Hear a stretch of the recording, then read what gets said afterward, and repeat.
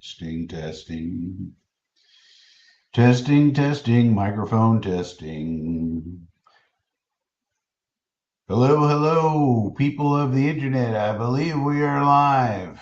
December the 30th, 2002 hours. Nightshade Jones. Let me know if you can hear me okay. I got to test out the old microphone. Got to test everything out. Hey, we should put a different background. Can we get a different background that's a little bit more festive? Frankie, how about this one? It's a little more, well, it kind of gets blocked out there. Not this one. All right, a little more festive. This one. Maybe that's a little better. Let me know if you can hear me, Nightshade Jones. Let me know if there's any problem, camera work, audio work. Anybody out there in the chat? Checking on the microphone. Audio microphone should be working okay according to this.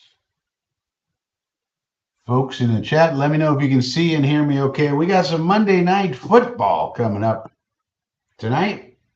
You might as well keep an eye on some of these other teams not named the Jets because, as we all know, the Jets are a clown show. So might as well take a look at some of these other teams that are out there playing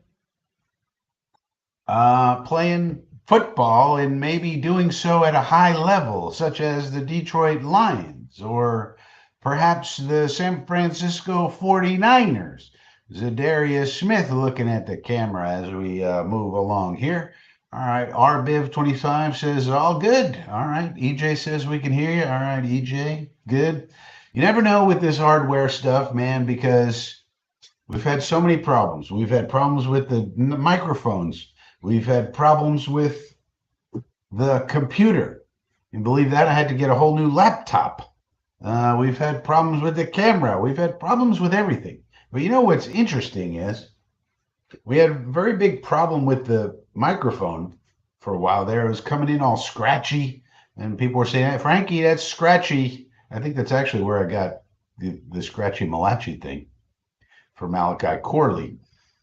But now that same microphone, I'm using it for my audiobook production behind me in my little makeshift audiobook studio to record with, and it's coming in beautiful. It's giving me great sound. So you just never know with these pieces of equipment what's going to work on any given day, what's going to work, what's not going to work. And it's very annoying. But anyway, thank you for being here. Let me know what you guys are up to on a Monday night. It's New Year's Eve. So let me know what's on. What are you guys doing? We're here watching Monday Night Football after recording some audiobooks all day. Well, what are you guys up to? Oh, we got a little bit of spam here. Hang on a second. Gotta get rid of this guy. Lock user. We don't want no spam in here. We don't want no spam in here. Arbiv says, you think Woody is opening up the checkbook for Vrabel? Well, he better if he's going to be a serious candidate for Vrabel. The problem with Vrabel is the number one candidate on everyone's list. That's the problem. And the news came out today that his contract, I guess, is expiring with the Cleveland Browns. So he's pretty much free as of today to interview for whatever he would like to interview for. And currently there are 3 openings in the NFL. We should be rooting for there to be as few as possible because the less competition, the better for us, the Jets. But, you know, the Bears are going to interview him. The Saints are going to interview him. If they don't stick with, what's his name, Rizzy, where we want to interview him. And who's the other opening? The Bears, us, the Saints. I mean, anybody who fires their head coach is going to want to talk to Mike Vrabel. Now, so that's number one. We got a problem there. Number 2, he's going to command probably the highest salary out of all the candidates because he's in demand. So highest paid head coach right now is Sean Payton, as far as I know, at about $18 million a year for Sean Payton. So, Vrabel's going to come in around 15 or so, maybe 15, 16, something like that. And if Woody's serious about turning this franchise into a winner, then he should be willing to pay whatever he is asking for, pretty much. Blank check if it were me. But do we know? No, we have no reporting on that. We have reporting that Woody's willing to pay. That comes from Connor Hughes, so that comes directly from Woody, probably, or Woody's team. That he's willing to pay, for the general manager and the head coach. Now, what does that mean? Does that mean he's willing to pay $15 million a year for Vrabel? We don't know. But everybody else, pretty much on the list, except for maybe Rex and Pete Carroll, who you'd have to consider at this point dark horse candidates. Everybody else who's going to be in demand, whether it be Ben Johnson, Aaron Glenn, Liam Cohen, and those type of people, they're going to be first timers. And the first timers generally get around 5 or 6 million, like Solid did. So you have to hope that, but they also said that Woody and the Jets prefer experience in both of the roles. So if you're going to get an experienced person, then you have to pay them more. So let's hope he learns from his recent mistakes.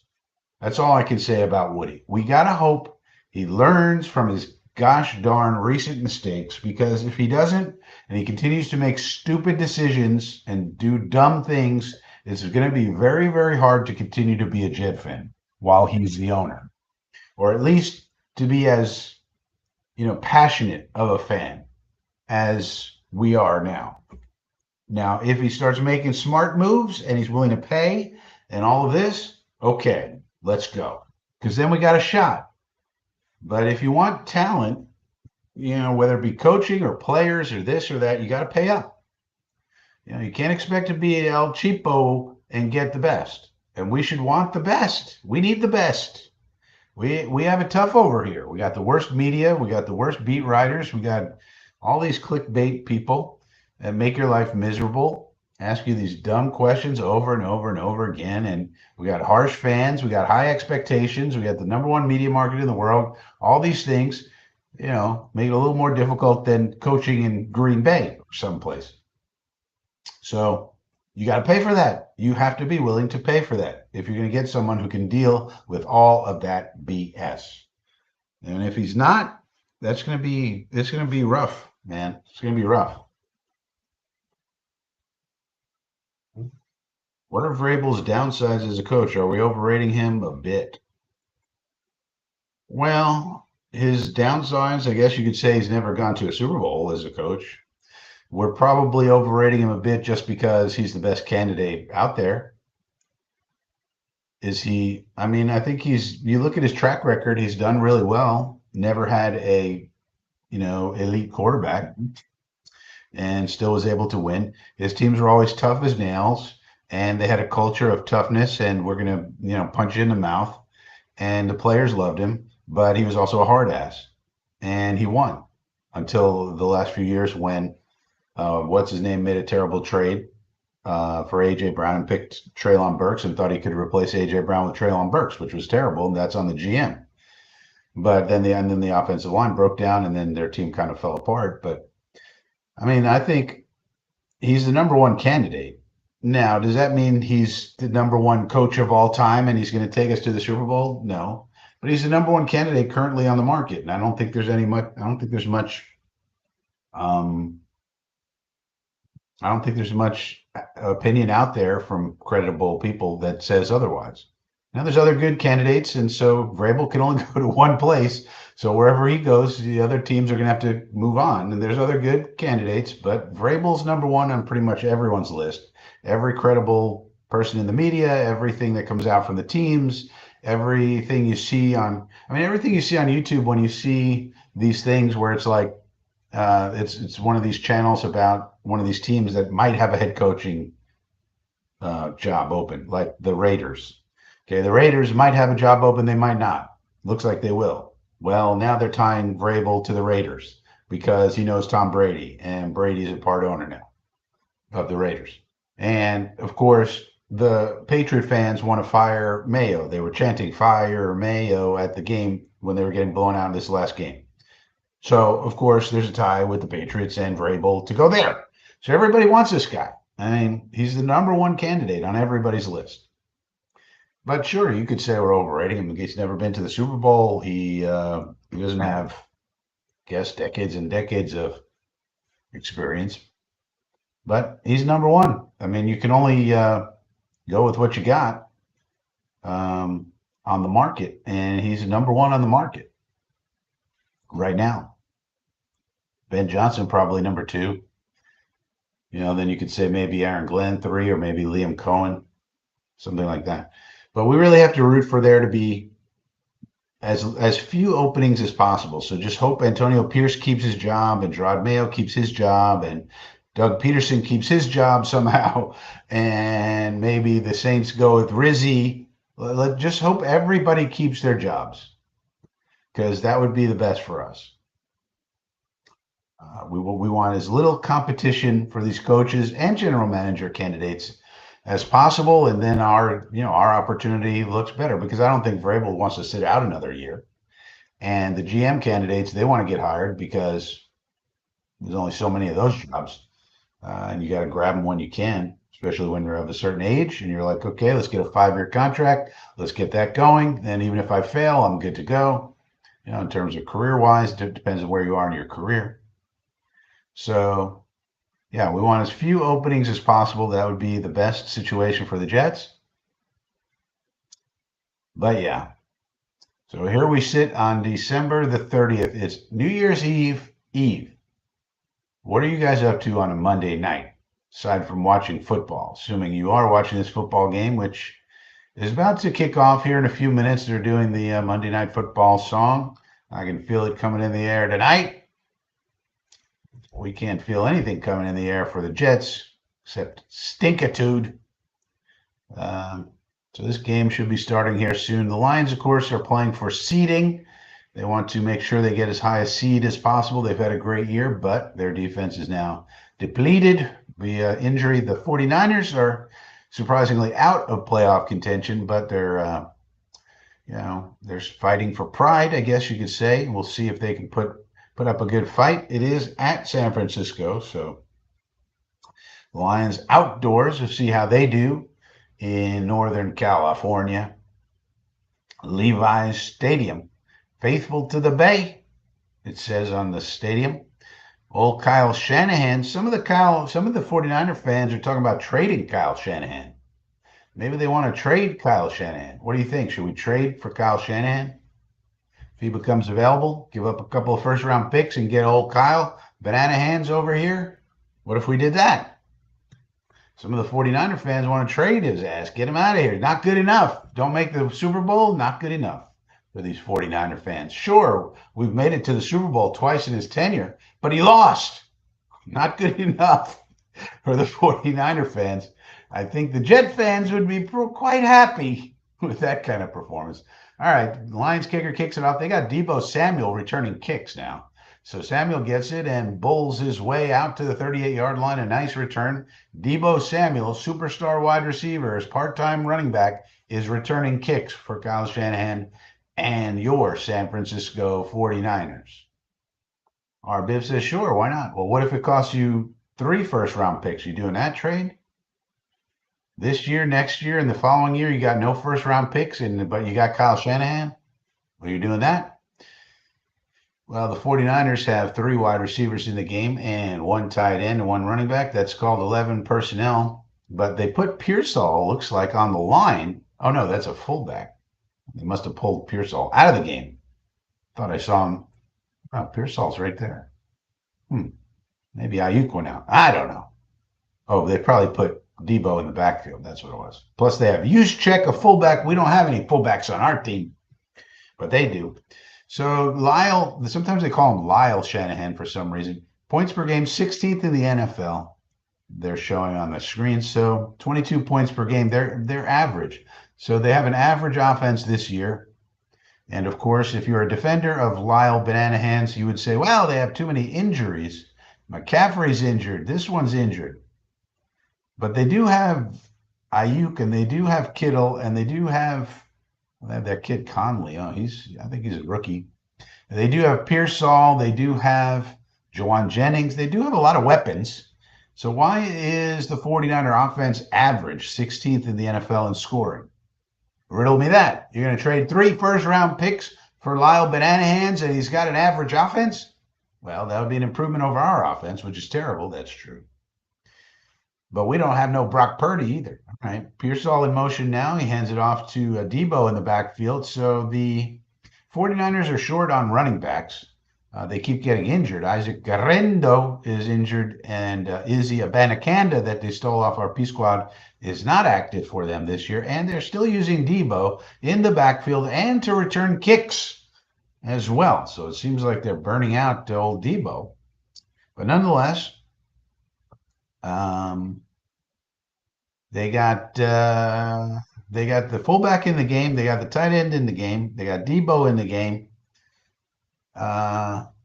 And they got Conley in the game. Now they do a reverse to Debo. He's got the ball, and he goes for about 13, 14 yards. He's a wrecking ball. Debo Samuel, numero uno on your 49ers. Skittles with the block. You got to love George Kittle. Boy, if we could get our hands on a tight end like that, that would be something. He's a Hall of Famer, so not likely to be found in the draft. Hard to find, that is, especially for someone who can actually block somebody. All right, now Purdy back to pass, throws over the middle to Kittle. There you go, in the middle. His name's George Kittle. Hey, fiddle diddle. Kittle in the middle. Why not? Let's go. And the 49ers are moving the ball on this Lions defense. Lions, of course, have championship hopes. Supposed to be good. Supposed to be top notch. But they have tons of injuries. So can they, not a great pass by Purdy, but a nice grab by Hey Diddle Diddle, Kittle in the middle. Now they got, I would call this 21 personnel. It's interesting when you have a fullback and you put him on the line. I still call that 21 personnel. Now they do a reverse to Pearsall, number 14, who jumps up for no reason and gets a couple of yards. So the second down and about 8 as they're into the red zone now, about the mid-red zone. They just ran a reverse to Pearsall, who almost dropped it as he got it from the running back, and then did a leap, which is not recommended. Man, Pearsall was lucky to recapture possession of that one as he went toward the left side. All right, now they have a very tight split formation with the tight end on the left and the fullback on the left. So they run to the left. That makes a lot of sense. Running back 31. Oh, that is Guerrero, so he's not injured. I thought he was. Okay. Isaac Guerrero is the running back then, 31. Gets a nice gainer. Now it's going to be 3rd and short, 3rd down and 1 as they're nearing the goal line. Let's see what old Lyle Banana Hands comes up with. Why they call him Lyle, I don't know. But they do. At least the 49er faithful do. The ones who are trying to denigrate him. All right, now they have another tight split formation. They try to do a quarterback sneak. That was not advised. There was about 1.5 yards. It was too far to go. Why are you doing a quarterback sneak with 1.5 yards to go? It's too many yards.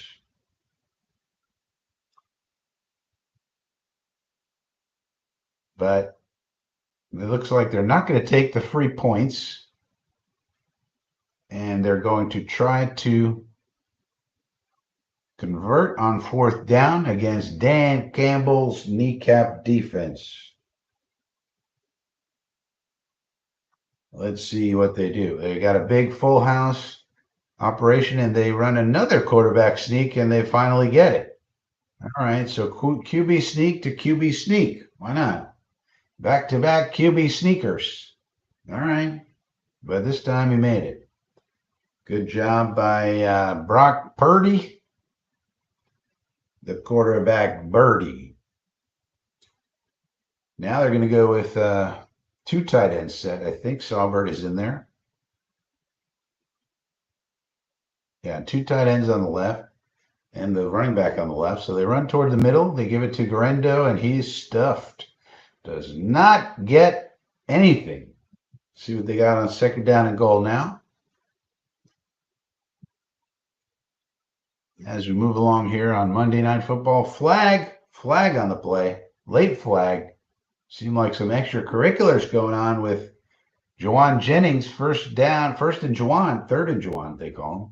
As he was he blocked him into the ground, so that's good effort, but the Detroit player did not appreciate it. And then another Detroit player comes in and knocks him into the stands, and then there's more fisticuffs. So there's all kinds of fighting going on. Jauan Jennings getting into it with two different Detroit Lion players. Who are they going to flag? Probably offsetting penalties. Sean Hochuli will be the one who have to decide. Was it the first guy? Was it the second guy? What about the third guy? How about the retaliation? Probably offsetting penalties here, if I had to guess. And we'll see what these referees come up with. They're talking to each other. They're communicating, figure out what's going on with these boys. What's going on with these boys over here? Personal foul, offense. Personal foul, defense. Yep, offsetting. So offsetting, personal warnings. Do not do that again, Mr. Jennings. You blocking too much. Too much blocking, Jauan. Too much blocking going on. Next time, block a little lighter. Block a little lighter, sir. We're not going to let you block that way, sir. We're not going to allow that. Certainly can't be blocking people into the ground. No way. All right, now we got a full house backfield. We got the fullback with Debo. Now he sends Debo out to the left. He's in the shotgun. And he's back to pass. He sprints to his left, looks to his left, throws to his left, connects with Pearsall, but was he in the end zone? And the ref is saying, no, he was not. He's at about the half-yard line. And more jawing going on with Jauan Jennings. The man's, this is going to be well, I don't know. The ball crossed the plane, but did he have possession of it across the plane of the goal line? He looks like he does, even though his feet are not down. So does that count? If your feet are in the air, but you have possession of the ball in the end zone, does that count? Do your feet have to be down with possession in the end zone? That's what they're going to be looking at here. He had the ball, his feet were in the air, and then he came out of the end zone.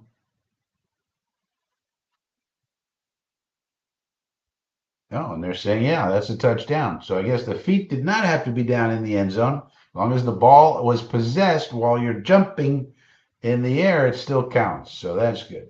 Ricky Pearsall, the man was a first round pick. They were happy to get him. And now he's got a touchdown. Nice job by 14. And the 49ers strike first. So this Lions defense not looking too scary at the moment with all of their injuries. We'll see if this keeps up for the rest of the game. But if this is how it's going to be for the Lions, those injuries might cost them this year a shot at the old Super Bowl. That'll be very disappointing for all the Detroit Lion fans.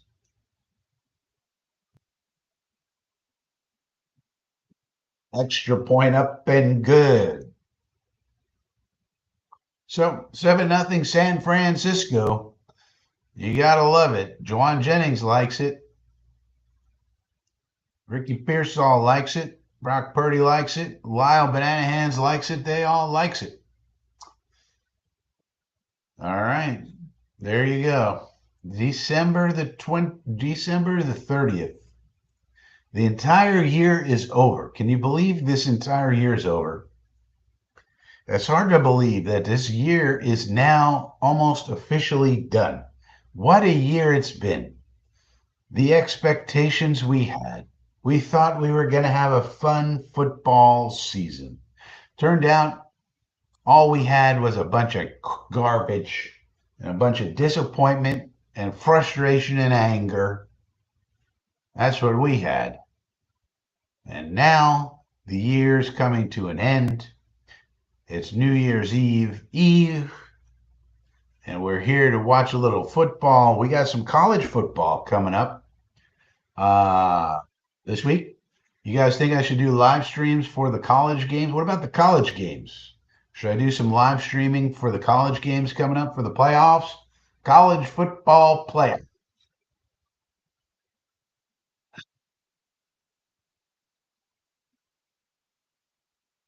Maybe I'll do some of that. JoJo Townsend is here. JoJo was a man from Tucson, Arizona. Get back, get back. JoJo, you got to get back to Tucson, Arizona, my man. Get back to where we once belong. JoJo was a man from Tucson, Arizona. Rose Bowl. When's the Rose Bowl, JoJo? Don't we have one game tomorrow and then 3 games the next day? Is tomorrow the Rose Bowl? Maybe I'll do the Rose Bowl, JoJo.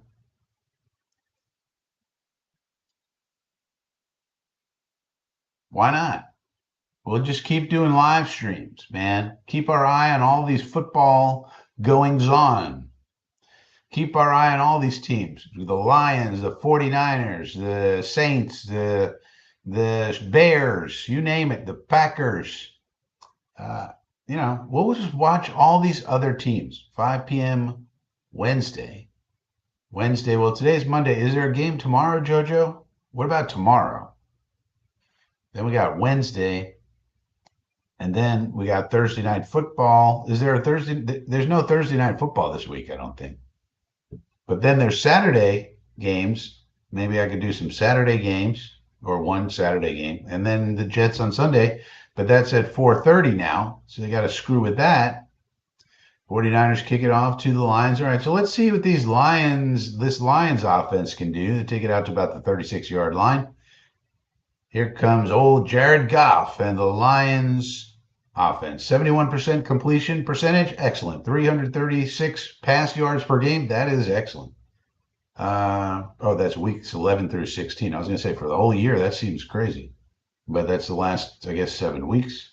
Fiesta Bowl tomorrow night. Yeah, so maybe I'll do the Fiesta Bowl tomorrow. All right, Goff starts out with a pass out right to Jameson Williams. Gets about 4 or 5 yards, a decent gain on first down. And of course, we got young Ben Johnson. He's got a 32.9 points per game, leads the NFL. That's what he's going to lead his interviews with. You want to hire me? 32.9 points per game. How about that? Averaging basically 33 points per game. That's pretty awesome. That's how Ben Johnson is going to start his damn interviews. 33 points per game. Mic drop. Hire me. End of interview. All right, they hand it off to Jahmyr Gibbs or so. Gets about 4 or 5 yards. Going to be 3rd and 2. Defensive coordinator for the San Francisco 49ers is Nick Sorensen. 23.3 points per game allowed. 19th in the NFL. Not terrible, but not great either. The San Francisco fans, of course, are clamoring for Robert Saleh to come back. Please, Robert Saleh, come back and lead our defense like you did. Not realizing it's not really about Saleh or Sorensen. It's about how good is your defensive line in this defensive scheme. Of course, they have Nick Bosa, but they also have a bunch of injuries on that line that's hampering them. And now Gibbs gets about 7 or 8 yards. That's a first down. He could have broke it to the outside for a big gain, but tackle made. So they get another first down here, and they're moving the ball on this 49er defense. The 49er fans are not happy with this defense at all. They want Robert Saleh back. They think he can make all the difference. They think Nick Sorensen's a big dum-dum, but it's really all the same. You really need defensive linemen top-notch. Now, their defensive linemen are okay, but it's really the backups that are problematic. Here goes a run by Gibbs, and he's tackled by Hufanga. That's a good safety that they have, and he's got a cast on his hand for some reason. But Jahmyr Gibbs, very fast running back out of the Detroit backfield, gets about oh, looks like 12 or 13 yards or so. Jahmyr Gibbs, a little problem handling the ball, but then he's gone. See you later. And Hufanga able to track him down from behind. Finally, so now they're at the plus 30-yard line. Goff is in the shotgun, and it's a reverse to J-Mo. Uh-oh, that's not going to work. He breaks one tackle and then goes down. That was not a nice looking play. The 49ers sniffed that one out very well. D. Winters with a nice play on that one. So here they had 3 linebackers in the game, I believe. And they strung it out very well and didn't fool them very much.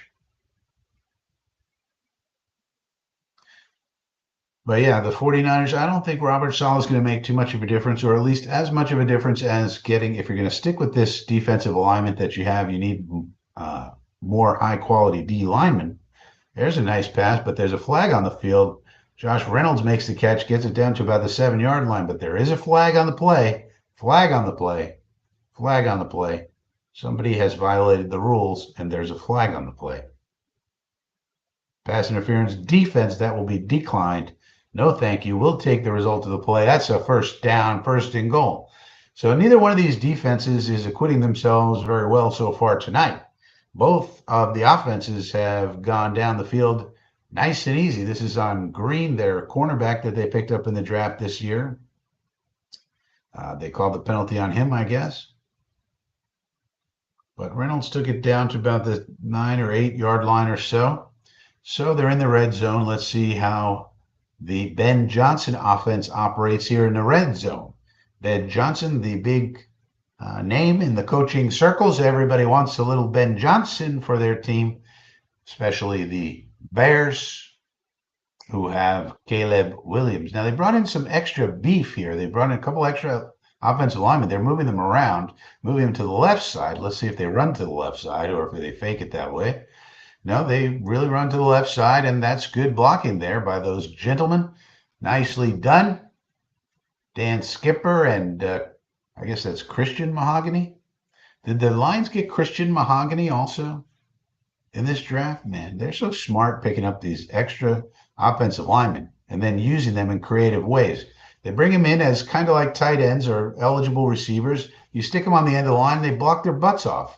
That's what you need. And Gibbs took it down to about the 1-yard line here. Those guys leave, and now you got your regular team here. But now you have 2 regular tight ends in there. Laporta and Wright. Oh, that didn't work so well. Fred Warner penetrated and made the play. Now 3rd and goal.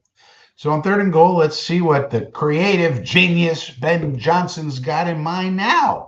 What does the creative genius Ben Johnson got in mind now? He put Laporte in the backfield on that one. He got a good block, but the running back just couldn't hit the hole fast enough, and the 49ers penetrated. Laporta made a nice block there, and you love to see that out of Laporta, who's thought of as a receiving tight end. Made a nice block on that play. You love to see it. Now they're doing a reverse kind of a run to Jameson Williams. He should have the corner, and he does. So that's a nice play. Had him confused. J-Mo, speedy, tricky, hard to cover, hard to guard. Touchdown all the way for your Detroit Leones. Nicely done. All right, so there you did see some creativeness.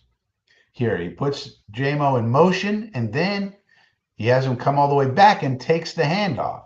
And then good blocking. Boom, bada bing, bada boom. Nicely done. Excellent execution. Great play call. Ben Johnson continues to say, hey, I'm the guy when it comes to offensive play calling. I'm the man. Ooh, they blocked the extra point on that one. So that's not going anywhere. I don't think you can. Can you return the extra point if you block it? I don't think so, but maybe you can. They picked it up. All right, so San Francisco able to get a hand on the kick. That's not good for a 13-2 team looking to execute perfectly in all phases. The kick game going to be important as you go into the playoffs, Dan Campbell. You can't have lapses in special teams as you look to go into the playoffs. Playoffs? Yeah, the playoffs. Because, one little missed extra point could really, really cost you. So we're going to have to tighten up the ship on that. We're going to have to take a hard look As Jeff Ulbrich might say, we take a hard look. We're going to take some hard looks, everybody. We're going to take a hard look we're going to take a hard look at the tape, and we're going to see what we did wrong. Take a hard look at that. Hard look. And nobody ever asked how does a hard look differentiate from a light look? What's the differentiation there?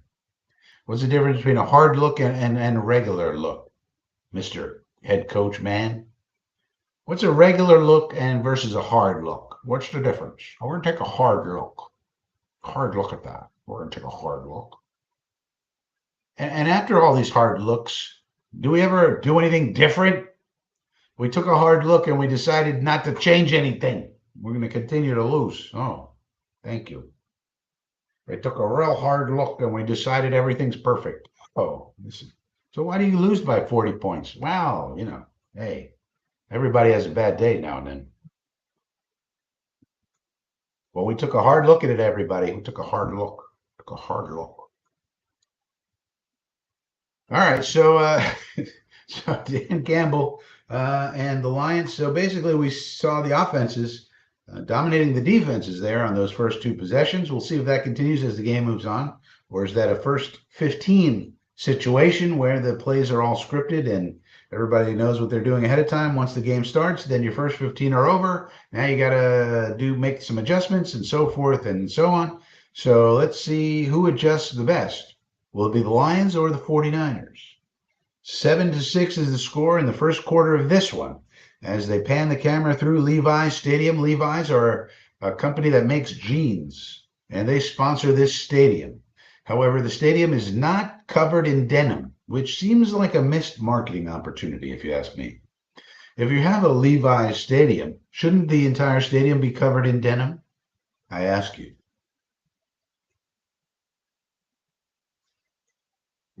Well, perhaps that's not practical, Frankie, but nonetheless, it is Levi's Stadium. It is in San Francisco.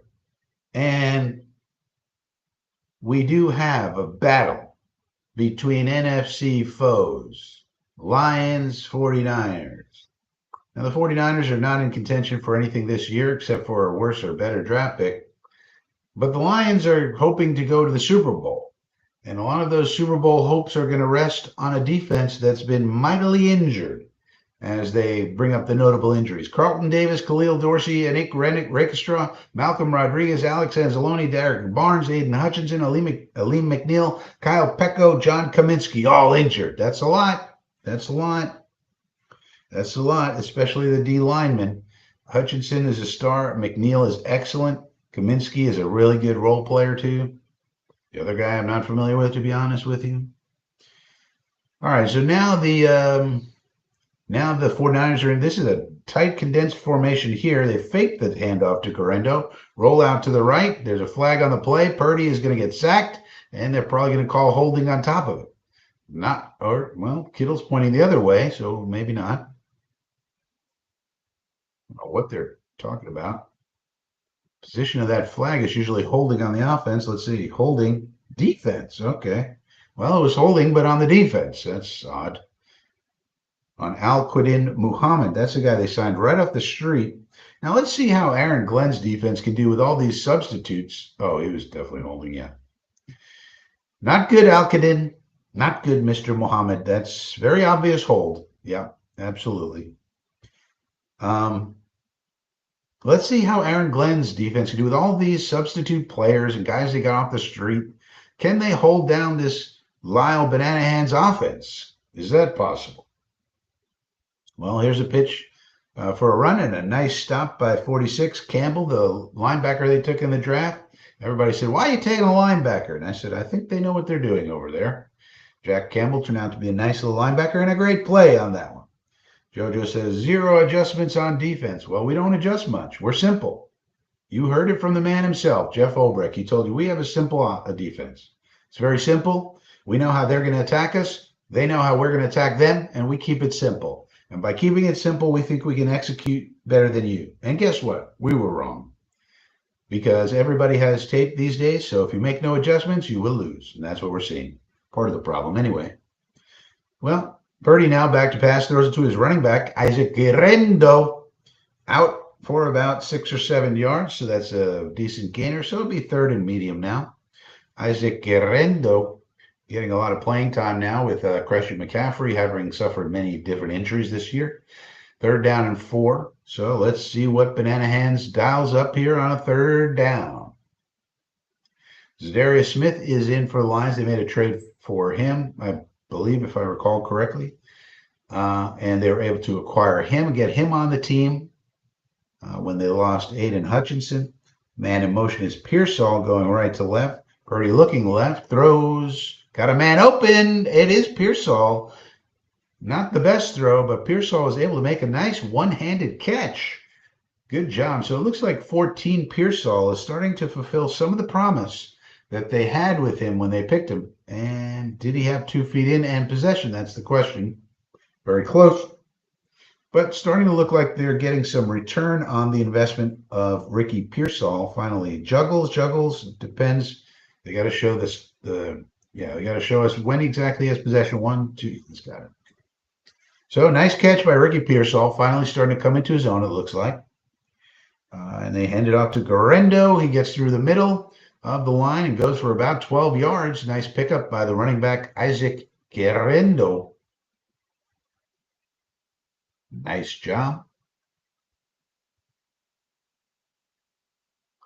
I think this is going to be the main question coming around for the Lions. Are they going to be able to defend in these playoffs?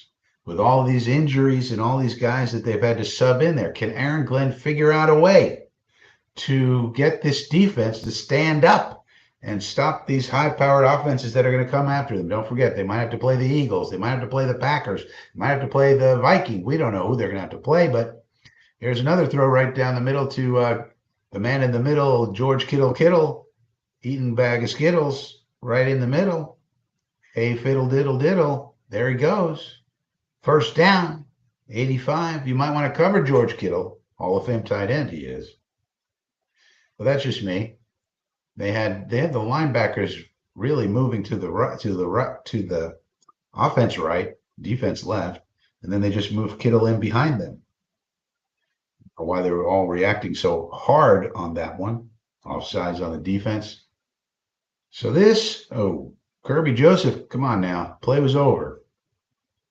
So it looks like Juwan Jennings is going to get into a fight tonight. Looks like he's going to want to take somebody's head off. Surprised he didn't react on that one because the play was over. They hit him anyway. Offsides on the defense. DJ Reader, they picked up DJ Reader as well. Remember him? He used to be with them on the Bengals. Now he's on this team here. But they really miss Aleem McNeil. They really miss, of course, Hutchinson. Those linebackers were really good. They're missing them. They're missing everybody. But the 49ers have now had 2 possessions, and they're down into the red zone again. So they have 1 touchdown already. And now in this second possession, which takes us down to the end of the first quarter, they're in the red zone once again on this Lions defense. So I don't know if they need to dial up some more blitzes, if they need to get a little bit more aggressive, if they need to get a little bit more creative. But, somebody might look at this defense and say, well, do we really want Aaron Glenn to be a head coach when, he loses a few players? Okay, a lot of players. Loses a lot of players, but can't make any adjustments to stop the 49ers on offense? Or do you say, well, nobody could possibly have overcome this many injuries? Just no way, impossible, and stuff like that. Turbo Duran is here. Good to see you, buddy. Because don't forget, everybody's looking at these coaches long and hard now. All these teams that are out of it, all the fan bases. You can guarantee all the fan bases of all the teams that are out of it and looking for new coaches or might be looking for new coaches, the Raider fans, the Saints fans, all those teams, the Bear fans, they're looking at Aaron Glenn. They're looking at Ben Johnson. They're looking at these people. Somebody might be looking at Nick Sorensen. Somebody might be looking at Lyle Banana Hands and saying, do we want to trade for him? The 49er fans want to trade Lyle Banana Hands. Get him out of here, they say, but let's get some draft picks first in return. kind of crazy. I don't know if coaching trades are pretty rare. Sean Payton, don't forget, was traded to the Broncos. They did have to make a trade with the Saints, who still owned his rights, even though he wasn't working for them at the time. I guess technically he was. Saturday games, Browns and Ravens, and then Bengals and Steelers. Neither of those games sounds too great to me, but I don't know. Maybe I'll come on the air for one of these. Browns, Ravens, or Bengals, Steelers. I wish it were Steelers, Ravens. That's always a good matchup. Maybe Bengals, Steelers. I want to see Burrow. Joe Burrow's quickly becoming one of my favorite non-Jet players. I just think the man is a silent killer assassin. The man's an assassin. Turbo says, just got to work and at home drinking a Miller High Life beer and watching the game. All right. Well, hello to you, Turbo. He's got the 49ers tonight. We'll see how they're able to do. Burrow leads the NFL in pass yards. I'm kind of hoping that the Bengals can sneak into the playoffs somehow and upset some people with a stone cold assassin named Joe Burrow. Well, they fake the handoff now, goes left, throws out to Juszczyk, the fullback, and he skips on into the end zone. That's a touchdown. So 2 possessions, 2 touchdowns for the 49ers. 2 possessions, 2 touchdowns. This is not going well for Aaron Glenn's defense. Let's make sure Kyle got in there. Yep, looks like he sure did. Reeves Maben was in on the tackle. He's normally a special teams player. But that's, of course, the thing anybody would say who's a defender of Aaron Glenn. Hey, you can't lose 10,000 starters and think they're going to play well. Yeah, that's true. So it's one of those things, eye of the beholder. Brian Branch tried to get in there. A little too late, Brian. Little too late, Brian. Little too late, Brian. Now let's see if they can make an extra point. The Lions tried an extra point earlier, and that did not go well. So Jake Moody, he's in a good mood tonight, and he hits one. No problem. So 14-6, 49ers, 2 possessions, 2 touchdowns. Lions, 1 possession, 1 touchdown. So we've had 3 possessions in this ball game, all resulting in a touchdown. So Lyle Banana Hands is feeling good about his offense, and both teams are probably feeling pretty bad about their defense about this time. And when it comes down to the end of the year, I've been thinking seems like a lot of the defenses do break down, either by injury or guys just being worn down physically on the defense, which is just another reason why you need top-notch offense in this league. If you're going to make a long run at it in terms of the playoffs. Not that the Jets really know anything about the playoffs. We really don't.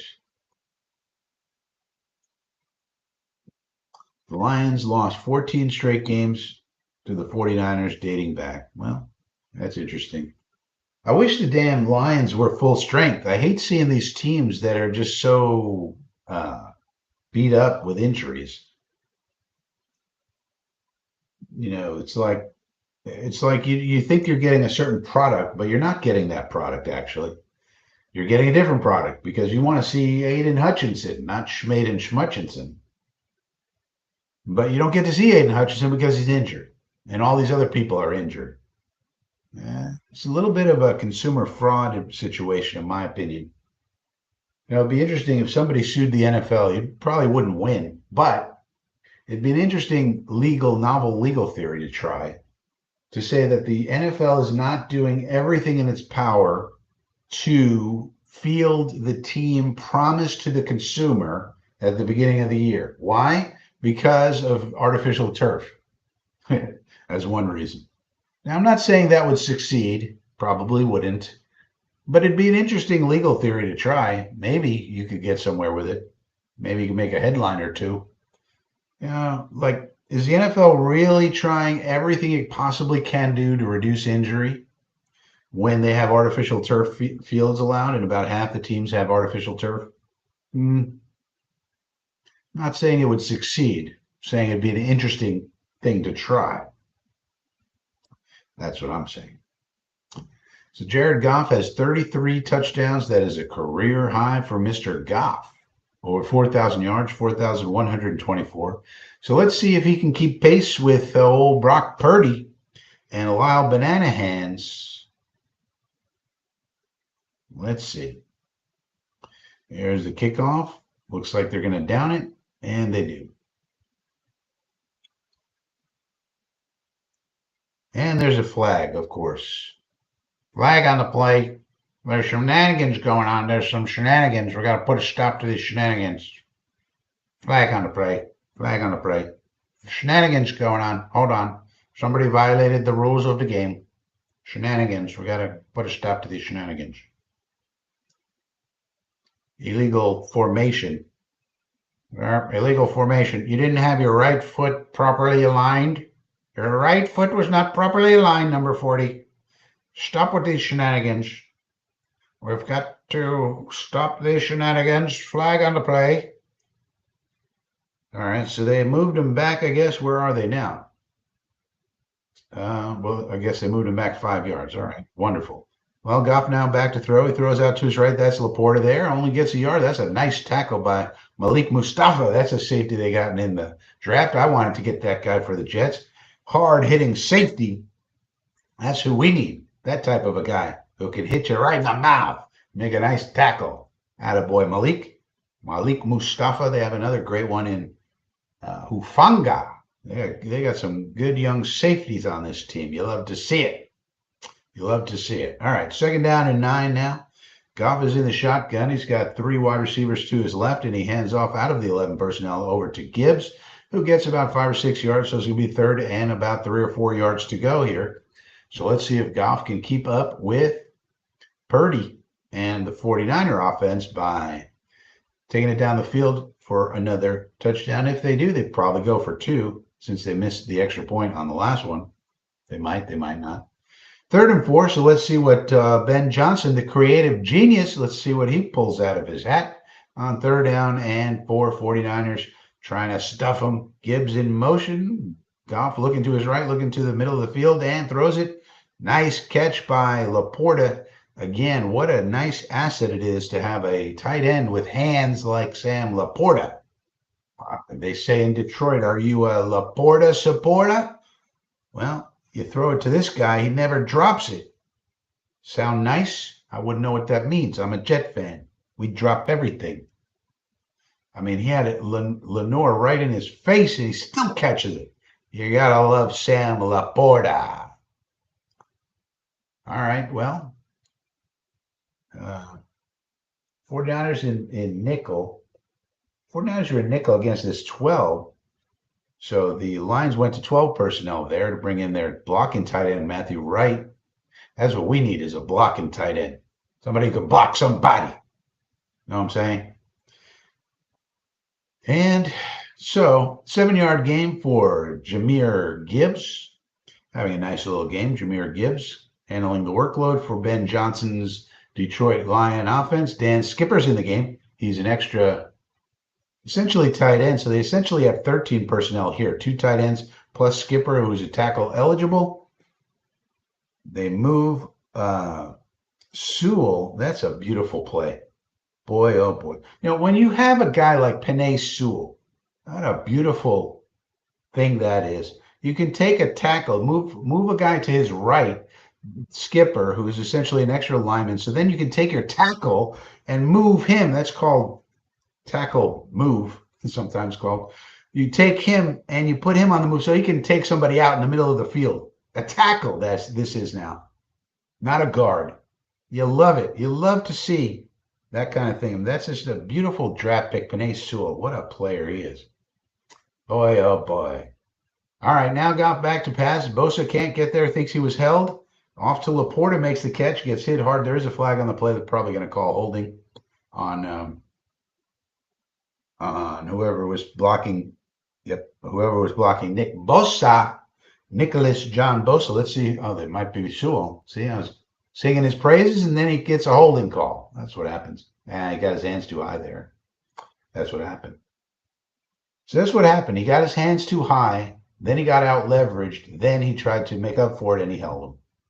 So initial punch off target. That's what can happen to you as a offensive lineman. They're showing some hard hits here by the 49er defense. Might have been leading with the head on that one.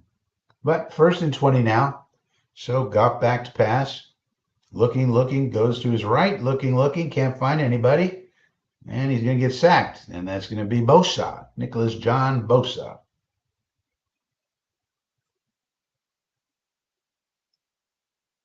Yeah, player down for the 49ers in pain. Looks like Winters. Yeah. Looks like the linebacker Winters is going to be 2nd and 24 now, as this Lions offense is getting bogged down. Just as I was singing the praises of Penei Sewell, he commits a holding penalty that knocks him back. And then they can't find anybody, and they get basically a pressure sack for the most part. So, yeah, we got to see what the genius Ben Johnson can dial up now.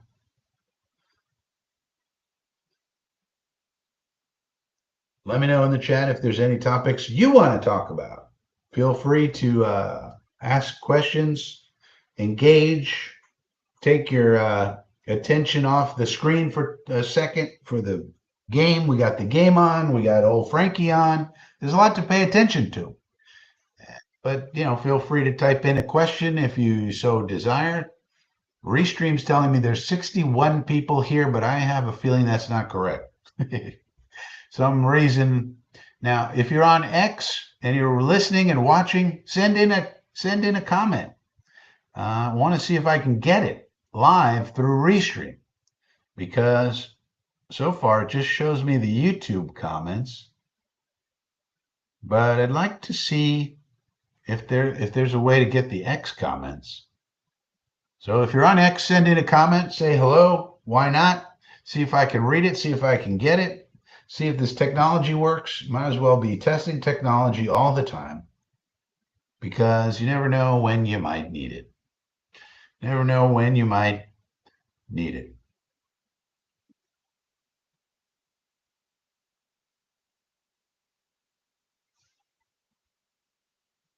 It's Monday Night Football. Ladies and gentlemen, as the NFL season winds down, we're getting closer and closer to Black Monday. Looks like Nicholas John Bosa is now injured, and they're putting him in the blue tent. So we'll see about that. You got Winters. Looks like he's okay. He's got his helmet on his head. So injuries piling up as the games wind down. This was essentially a coverage sack. RBiv, if Jordan Travis didn't break his ankle, would he have been a 2nd rounder? Who knows? Would have been a higher pick, probably, than it was, for sure. The injury concern was definitely real, because it was a serious injury. So it wasn't just like a sprained ankle or something. It was a serious injury. So it would have been higher, but who knows? Depends. Too many variables. All right, so the Lions have, looks like 11 personnel, and they have their tight end wide on the left. Let's see what Goff does here. Drops it off to the running back. Gibbs makes a move, nice move, and picks up some additional yardage. Very nicely done by 26, but they have so far to go. It's now 3rd down and maybe 15. How many yards to go? Bosa looks disappointed. 3rd and 12 it is. He's got his helmet on, Bosa, so infrared. So I guess A-Rod is a goner. Well, we don't know infrared looking that way. Everybody's reporting that, but we don't know until the season ends and they hire a new coach and GM and they make a decision. So now this is 10 personnel, unless one of those dudes is a running back. So they go 10 personnel here, and they do a flea flicker. Wow. Ben Johnson is just saying to people, excuse me, you're gonna hire me right now. Excuse me. I mean, Ben Johnson, the Bears better hire Ben Johnson like right now. Like, he's just putting stuff on tape that's like ridiculous. This is a ridiculous play. It's just a regular old Drop check down. You think, all right, here's a check down to St. Brown. He flips it to JMO. And there he goes down the sideline, touchdown. I mean, Ben Johnson's just saying, come and get me, Chicago. Pay me $15 million. You got to think. Chicago fans Bear fans have got to be watching this going, we need Ben Johnson here right now. We need him here right now, right now. After watching the crap that they've been watching with Caleb Williams all season. And they do go for one, so the kicker nails this one. So they're still going to be down 1 point here. And Fred says, this is going to be a very interesting offseason. Yeah. There's lots of decisions to be made. All the reporting is that A-Rod's going to be gone, but we just don't know until we know. And we have a Jordan Travis, and the important thing about Jordan Travis, he's got to get on the field and show us something. It's nice that we have him, but we have no idea what he is. No idea. We got Tyrod Taylor, but obviously he has limitations, and he's at best a bridge. So we have some assets, but the interesting thing is they're saying that we could, if everything goes right, if we lose on Sunday and everything else goes right for us, we could wind up with the second pick in the draft. If we wound up with the second pick of the draft this year, we pretty much have to trade it. We got to trade it because we need and hopefully we could get a haul for it. Hopefully someone just really, really, really, really wants one of those top 3 players, the 2 quarterbacks and Travis Hunter. And because we need to fill out this roster. I mean, we signed 2 guys. We got 2 guys off of waivers today. You guys want to talk about our waiver claims today? Would you like to know, did you see the news that we made some waiver claims today? Would you like to know who we got? I don't know if you saw the news. We got a couple of new players on the team. Did you guys hear about the waiver claims? Did you hear about it? Do you know who we got? Let me know if you heard about our waiver claims today in the chat. We got 2 new players who are certainly going to be on the roster next year, probably. Certainly, probably. Let me know if you heard about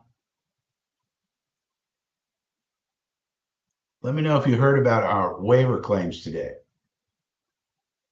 They're showing all these creative plays by Ben Johnson. Chicago Bears fans got to be clamoring for Ben Johnson. They got to be saying, get this guy here immediately. After the nonsense they've been watching this year. Infrared says, I like Travis in college. He was a proven leader. That's the thing about Jordan Travis. He definitely has that. Proven leader. So, teammates love him, leader. Keon Coleman said he went back to school because of Jordan Travis. He went to that program because of Jordan Travis. That's why he went there. Keon Coleman, first-round pick. And that tells you a lot about Jordan Travis. So that's the intangibles. And that's all great and wonderful. We love that. That's great. But he's got to get on the field, and we got to see what he can do. I really hope he pans out. Yeah, we all do. We're Jet fans. But he's got to get healthy, and he's got to get on the field and show us what he can do. That's all it is. But yeah, and Tyrod Taylor has those same leadership qualities as well. So those are good things about those 2 players. Salami says, I know here about.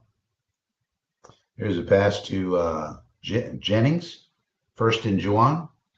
So we picked up Fedarian Phil Mathis, defensive lineman, 2nd-round pick in 2022 of the Browns, I think, but he got waived.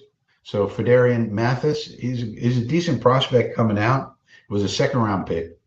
I put up a scouting report on him on my Twitter and also on the community tab here on YouTube. So if you want to check out my X account at Flatbush Frankie or the community tab here, I put up one of his scouting reports for Darian Mathis. Now he's also known as Phil.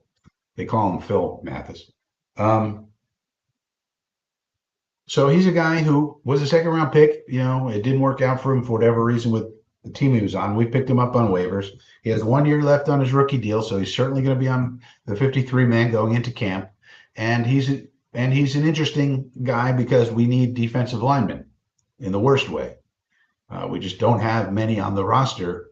Young talent, young guys. All of our guys are going to be leaving in free agency. Kinlaw gone, Solomon Thomas gone probably. Reddick obviously gone. Lakey Fotu gone. So we really don't have much there. So we needed to add, and this kid got waived, so we picked him up. Then we also learned after that we picked up Jamin Davis. Jamin Davis was a former first-round pick linebacker, first-round pick of the Washington Commanders, then the football team. So we picked up a first-round linebacker, Jamin Davis. Didn't work out for the football team, for the Commanders for some reason or other. But anyway, he got released and we picked him up. So again, a young kid who was a first-round pick. Obviously a lot of people thought thought highly of him coming out of the draft. And we picked him up, and almost certainly he'll be on our 53 man next year, you would think, as well, because we're going to lose some people. CJ Mosley, who knows? Jamie Sherwood, who knows? They haven't signed Sherwood yet for some strange reason. I think Phil Savage should sign him, but he hasn't so far. So Brock Purdy trying to go deep, throws a wounded duck, but he's so wide open. Pearsall. So Ricky Pearsall having himself a game. So you're starting to see the 49ers maybe have something in Ricky Pearsall. So that's really nice to see for that kid. Don't forget, he's someone who got shot before the season. And he came back. Very nice story. Mr. Pearsall, very well thought of prospect out of Florida, I believe. But nobody covered him. I mean, he didn't really do anything great there. Nobody covered him. Purdy threw a wounded duck, but he was so wide open. Just catch it, easy peasy, but he made the play. All right, so far we've had 4 possessions and 4 touchdowns. Now we're on our 5th possession, and they're already in the red zone. So this is a game of absolutely no defense whatsoever, which if you're Aaron Glenn, it's got to be driving you up a wall. But on the other hand, he lost all of his players. So, et cetera, et cetera. So, second and goal now.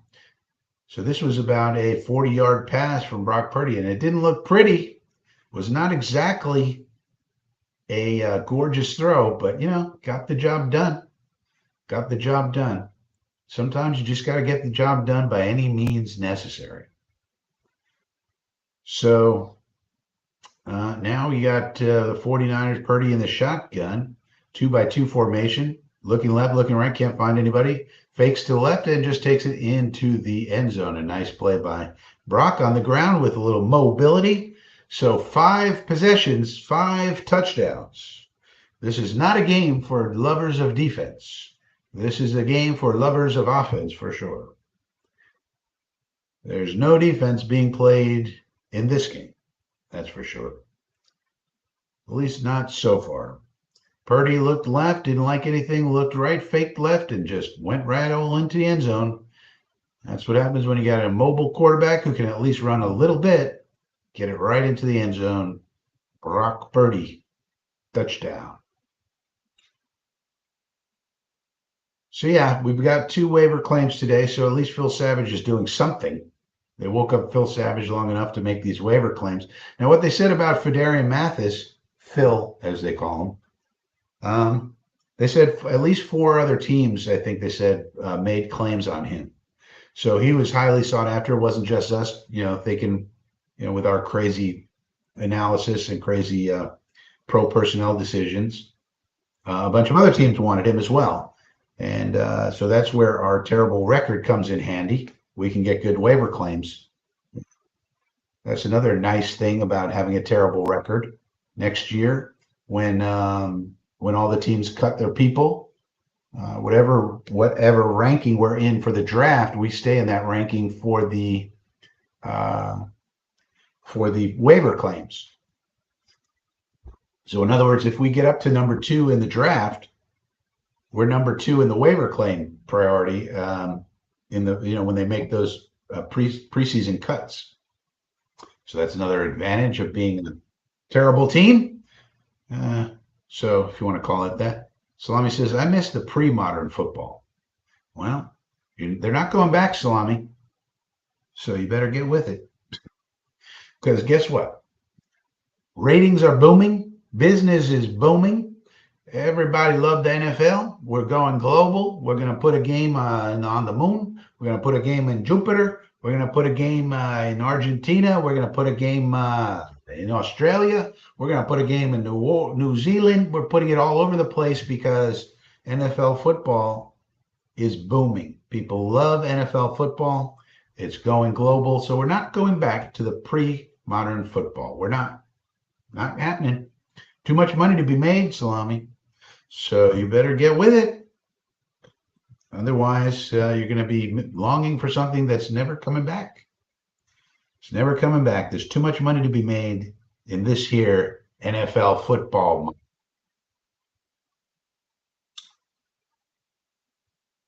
But it reminds me of, somebody, we were talking about Woody earlier, Woody Johnson, about is he going to pay for these coaches?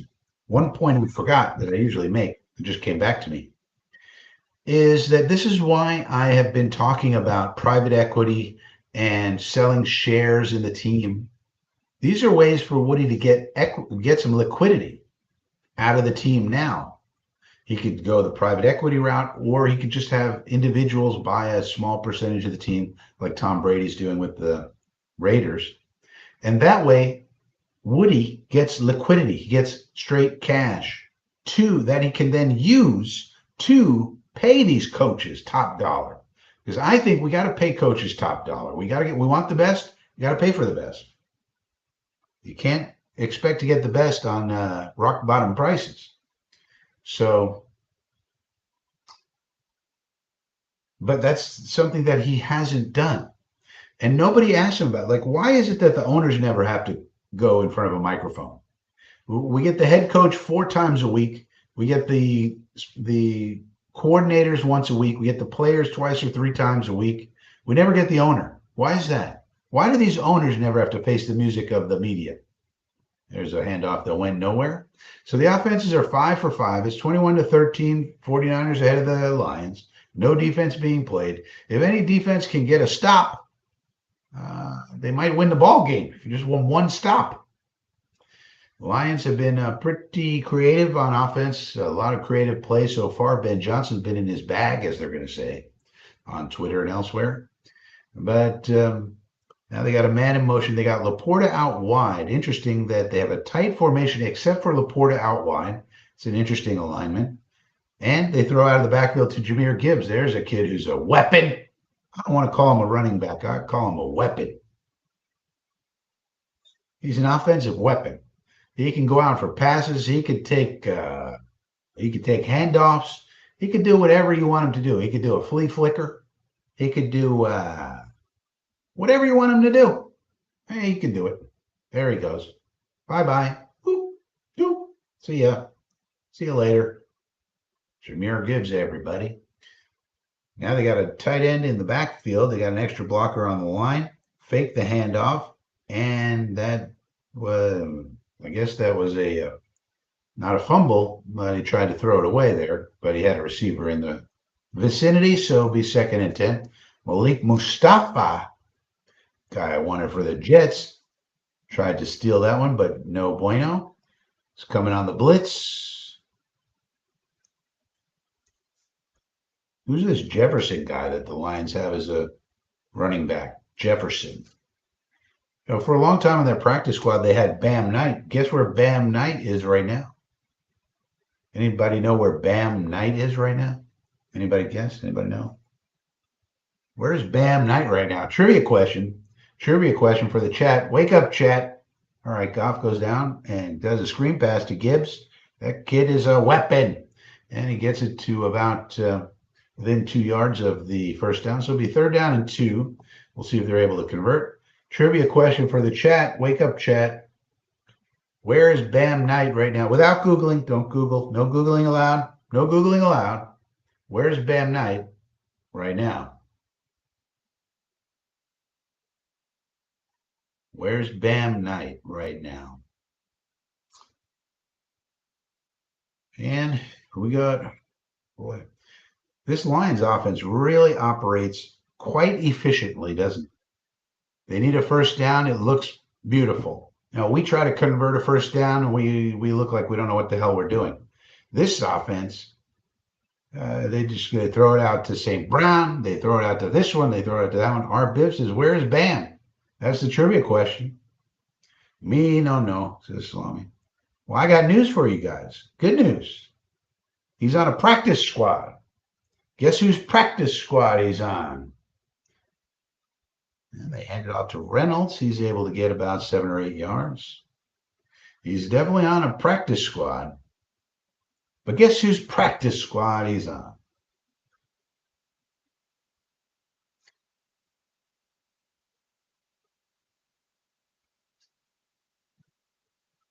Guess whose practice squad Bam Knight is on? Penei Sewell, second Lions offensive lineman since 1960 to be named first team All-Pro. Man, he is so good. And now they're putting him in motion. They're moving him over to the left. Boy, what are they doing? Ben Johnson's in his bag, they're going to say. First down.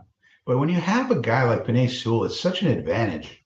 That's why I like the idea that Jim Harbaugh said. They said, "Are you going to pick a weapon or an offensive lineman in this draft?" And he said, "Well, we kind of view offensive linemen as weapons." I love that. That's perfect. They are weapons. Look what they just did with Penei Sewell. They took their right tackle, moved him to the left of the formation, and then they ran behind him and got a first down. Who does these type of things? Ben Johnson's going to be like, "Look at my resume. It's all on tape, buddy. It's all on tape." And they continue to move the ball. So wide open is St. Brown, another first down. There he goes, about 15 yards. Salami says, ours? Yep, you got it right. Bam Knight is on the New York Jets practice squad. He's back. Back to where he once belonged. He was a UDFA we signed back in the day, and we had to let him go. Went over to the Lions for a while, and then they released him, so we got him back. Jared Goff starting this game 10 out of 11 for 133 yards. Imagine our quarterback starting out 10 for 11 for 133 yards. Can you imagine a game such as that? Hard to imagine. Hard to imagine for a Jet quarterback. Brock Purdy going crazy on that touchdown. He's saying, "I can run with these big boys."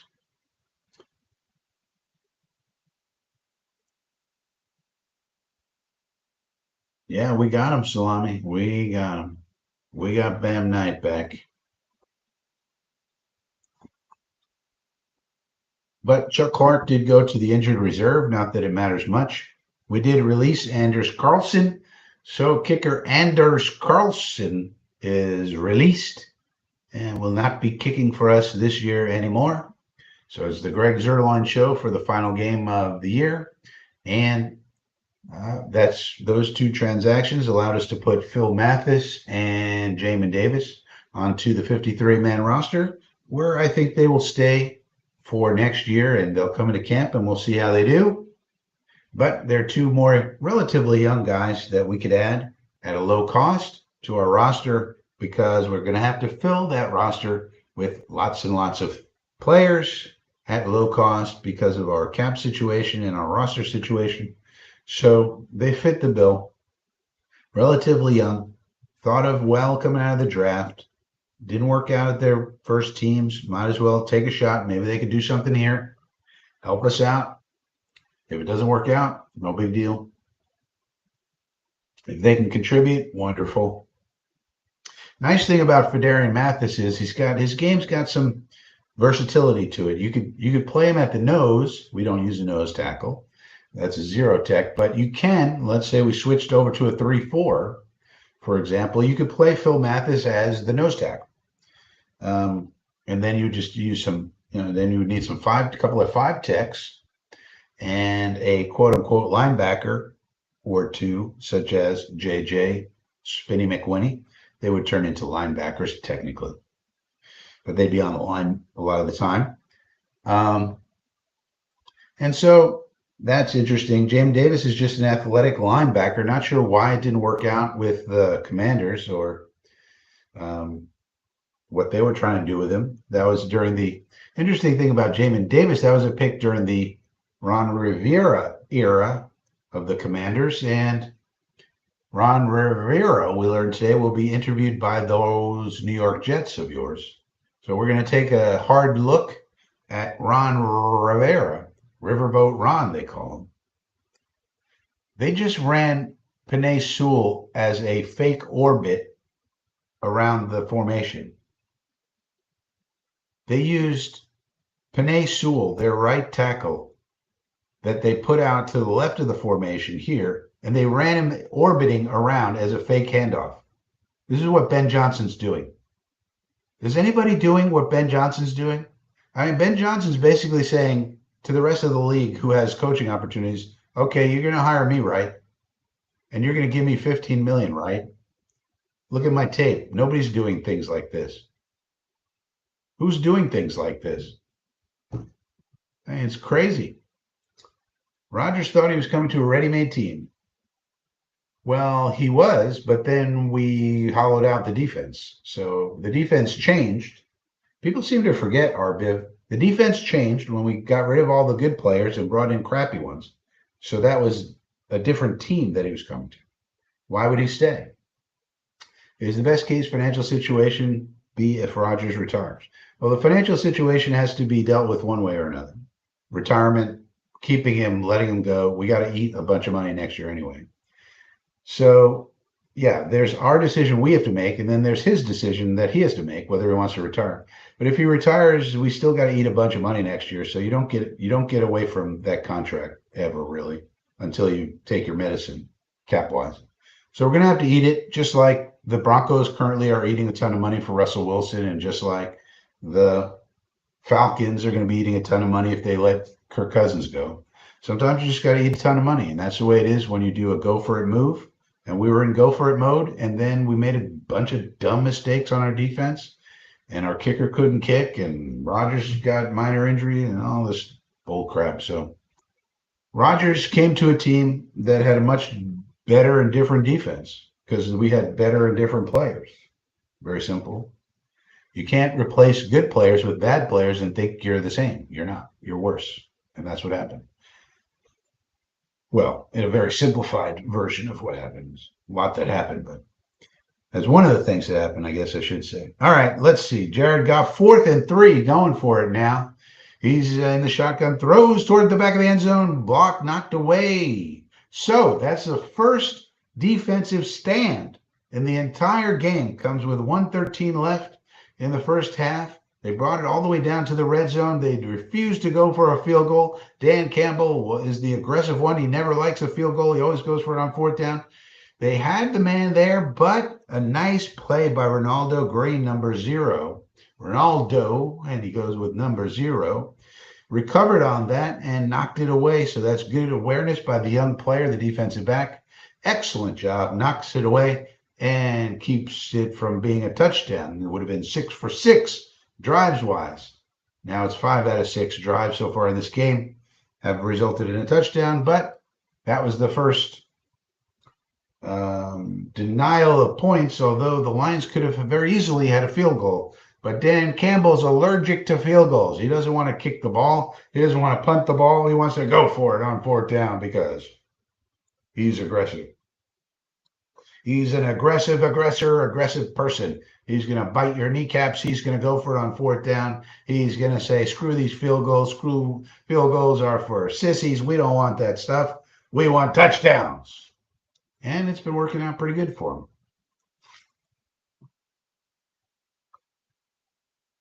Yeah, I think everything really, once Rodgers got that Achilles, it was pretty much over from that point because we didn't get a backup quarterback that year. And, we had a decent defense that year. If we would have had that defense and that kicker, which is Zuerlein, kicking, he had a great year that year, Zuerlein. And that defense was better because it had better people on it.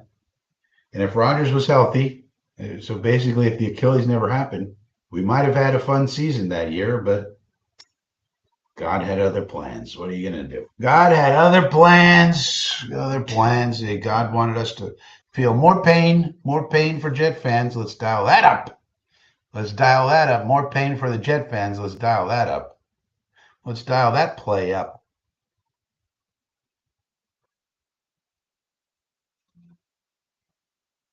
Let's dial that up.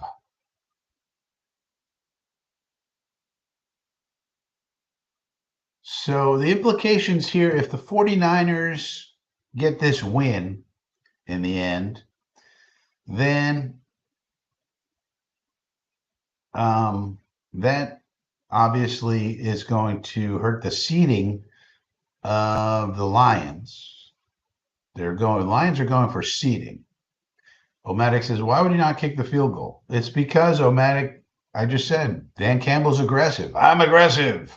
He goes for it on fourth down more than anybody, just regular going for it and going for it, going for the touchdown there. But even when it comes to punting, he does not like to punt. He's very, very, very aggressive. That's just the way he's been coaching. And sometimes it works, sometimes it doesn't. But they're 13-2, so hard to criticize Dan Campbell. His whole thing is, I'm going to be aggressive. Jeremy's here. He says, let's bring in Vrabel tomorrow. I mean, you could bring him in tomorrow, but he's not gonna sign tomorrow. He's going to check out the operation. He's going to say, Woody, my name is Mike Vrabel, and I'm very experienced. So are you going to pull any of that solid crap that you just did? Woody better tell him, no. Oh, look at this play. So this is an interesting game in that the 49ers are moving at will down on the Lions here as the clock ticks down in the first half. They scored on every one of their possessions so far. This is their fourth one. And they scored a touchdown on the first three. And Aaron Glenn has got to be sitting there going, boy, this is really bad for my head coaching chances. On the other hand, are people going to give him a break because of all these injuries? And whereas Ben Johnson's been putting on quite a show for his resume in this game in particular, and all season, but yeah, Salami, we learned today in the headlines that his contract ended today. That was breaking news, Salami, today. So Vrabel is now a free man. Apparently his contract with the Browns ended today. He's now free to interview with any team of his choosing and that wants to interview him. So we can interview him for sure, assuming he's going to come in for an interview. And then he's going to be like, all right, Woody, this club has been a bit of a shit show. So how are you going to convince me it's not going to be a clown show going forward? Woody better have a good answer to that question. And it better not be like, what do you mean it's a clown show? This is a great organization. We're tip top here, sir. We're tip top, Mr. Vrabel. What do you mean it's a clown show? What are you talking about? Because then Vrabel's going to be like, yeah, I'm going to go see what Chicago's all about. I'm going to go see what some of these other teams are all about. Boy, oh boy. Well, 23 seconds left. Let's see if the 49ers can put even more points on the board. And this is a high-scoring first half. Kyle Banana Hands is getting after it with this broken down Detroit Lion defense. Against a broken down defense, Lyle Banana Hands can really call some plays. Tell you that much. Well, then let's bring him in and talk to him ASAP. Yeah, of course, Salami. Now, we did not get any news that we're bringing him in. We did get news that we're bringing in Riverboat Ron Rivera. That's a no from me. And Rex Ryan said that he is expecting to get a call from Woody for an interview. He's expecting it. Didn't say he will be interviewing. He said he will be expecting a call from the Jets to interview. And Brock Purdy throws to Kittle. There he goes down the sideline. 13 seconds. They have one timeout. Now there's a flag. Flag on the play. Flag on the play. Human Resources has something to say. Somebody violated the rules. Something happened here. They violated the rules. Sorry. You've violated the rules. We must inform you. Pass interference. You are interfering. Human Resources is on the scene. Don't worry. Too much interference on the pass, Mr. Cowing. Let's see what he does. Not sure that's a penalty. Those two dudes just ran into themselves. Human Resources is here. Don't worry. Somebody violated the rules. I mean, I guess. Those dudes were running into each other anyway. Not sure how that's a penalty. All right, so that's going to push him back then. 3rd and 12, but only 11 seconds left. Let's see if they can get enough yardage at least for a field goal here. So this will probably be the first drive of the game where they don't score a touchdown. Kittles gets it, not in the middle this time. He says, hey, diddle diddle, throw it to George Kittle, and that's always a good plan. 7 seconds, he gets out of bounds. I guess not close enough for a field goal yet with Jake, the Moody Bluester. Yeah, here he is. Okay, now they bring in the kicker, Jake, the Moody Blues. Let's see if he can give the 49er fans some good news instead of bad news on the doorstep. Couldn't take one more step. All right, here he comes, Jake, the Moody Blues, looking for a long field goal, 51-yard attempt, down and up, and nope, he missed it. No bueno. And that's probably why they didn't want to kick a field goal with Jake, the Moody Blues, because he missed it wide right. 49ers have had trouble with their kickers ever since they let their long-time reliable one go, the veteran guy. A couple of years ago, they can't get these kickers to kick very well. Moody, I think, was in Michigan, if I'm not mistaken.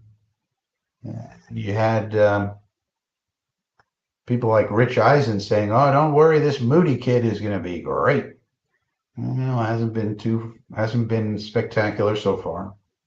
So we go to half 21-13. Basically 4 drives for the 49ers, 3 touchdowns and a missed field goal. So Aaron Glenn not feeling too happy about that. Meanwhile, Ben Johnson had the Lions moving up and down the field. Very creative plays, very creative ways he was using Penei Sewell. And one thing somebody could say is, okay, Ben Johnson, you're getting very creative. You're moving Penei Sewell all around. It's very nice. It's very interesting. There's not too many teams that have a Penei Sewell type. He's kind of like a 1 out of 1. So if you come over here, what's all that going to do for us? What are you going to do? Move Morgan Moses around? Morgan Moses can't do the things that Penei Sewell can do, you know? And pretty much nobody can do the things that Penei Sewell can do. He's a unique athlete.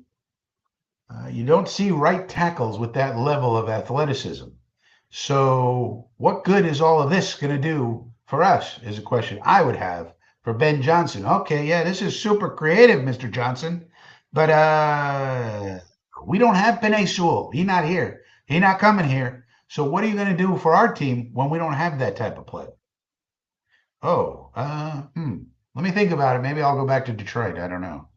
Maybe I'm not so interested in this head coaching position. We don't have Jahmyr Gibbs. We don't have that kind of weapon here, Mr. Johnson. How are you gonna deal with our personnel? That's a good question. I think I'm gonna head back to Detroit very quickly. I think I've got a good situation there. Big no on Rivera. Yeah, they're bringing in Riverboat Ron. Well, it's more due diligence than anything I would say and hope because, after all, he's not employed right now, and he does have experience. So you bring him in, you have a chat. He doesn't have a job. You can talk to him now. But that's the thing about the Rex Ryan quote. It's like he told, I think he told Jake Asman, actually, of all people, on the radio that he expects to get a call after the season by the Jets. Why would the Jets call him after the season? They can talk to him right now. Rex Ryan's not employed by any club. So they can talk to Rex Ryan tomorrow if they want to. Why would they wait until after the season to talk to Rex Ryan if they were going to talk to Rex Ryan? Riddle me that, Batman. Riddle me that, Batman.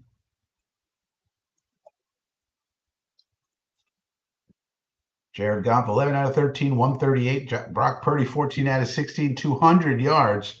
Brock Purdy's on pace for 400 yards, ladies and gentlemen. How much money you want to pay Brock Purdy, ladies and gentlemen? The man's on pace for 400 yards. If he keeps this up. How much money you want to pay him? 65, 70, 80 million dollars a year for Brock Purdy? The man's a gunslinger. How much you want to pay Brock Purdy? 60, 70, 80? How much you paying Brock Purdy? How much you going to pay him? The man is running an offense like nobody's ever seen before. Sure, he's got Greg Kittle and Brandon Ayuk and Deebo Samuel and Juwan Jennings and Ricky Pearsall and all these people. But the man's putting up numbers. He deserves at least $80 million. Brock Purdy, Mr. Irrelevant. What a story it is. The last man taken in the draft. We got to give this man $80 million a year. 5-year contract, totally guaranteed. 300, 400 million total. Brock Purdy. I think he's got to get locked in by your 49ers. 70, 80 million at least. Let's lock him in. These people don't come around too often. I mean, anybody could have had him the first 7. Anybody could have had him in any round of that draft. But nonetheless, they don't come around too often. You got to give this man $80 million. I think. Got to give the man $80 million. I mean, he's earned it. I mean, here he is against the Detroit Lions, who are thought to be a team going to the Super Bowl. And he's on pace for 400 yards. You got to give the man $80 million, at least. Maybe 85. I don't know. 80, 85 million, at least. I mean, he's a quarterback. He's worth it.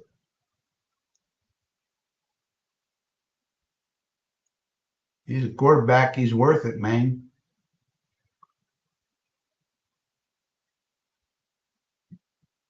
Jeremy, what else is going on, Jeremy? What else is going on out there? We got Ron Rivera. We got Rex Ryan. We got Mike Vrabel out of contract. These are the news items. What else is there going on? Salami says, well, he can make use of people with unique talents and he can fit people into his schemes. There are coaches who throw out players who don't fit the scheme and coaches who scheme around the players. Yeah. But if you ask the 49ers fans, they'll tell you Banana Hands is the guy who just has a system and he needs people to fit into his system. But that's according to the 49er fans. I think a lot of people would love to have Shanahan on their team as the play caller. But, 49er fans say, listen, he's gotten us to 2 Super Bowls, all right?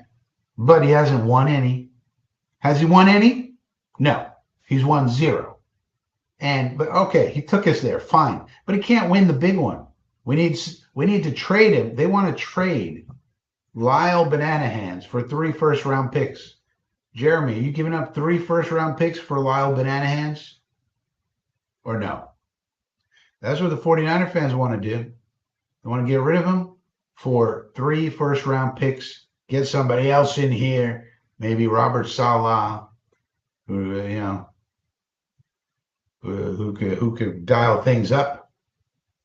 And so they think Shanahan's system guy, it's my system or the highway, is how the 49er fans think of Banana Hands. I'm not saying that's right. I'm saying that's what they're thinking. But I don't know. And Jeremy lives in California. He probably knows better.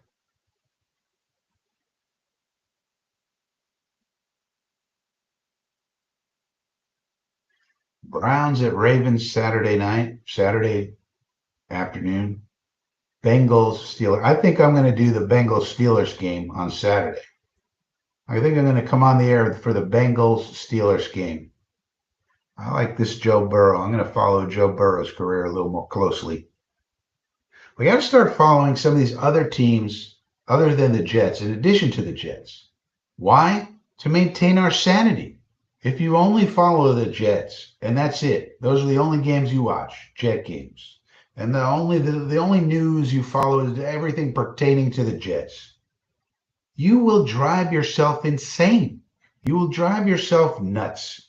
And what's the point of that? You might as well maintain your sanity, follow a few other teams, see how they do it, see how their play callers are, see how their defense looks late in the season, see how their special teams is holding up, see how their kickers are looking late in the season.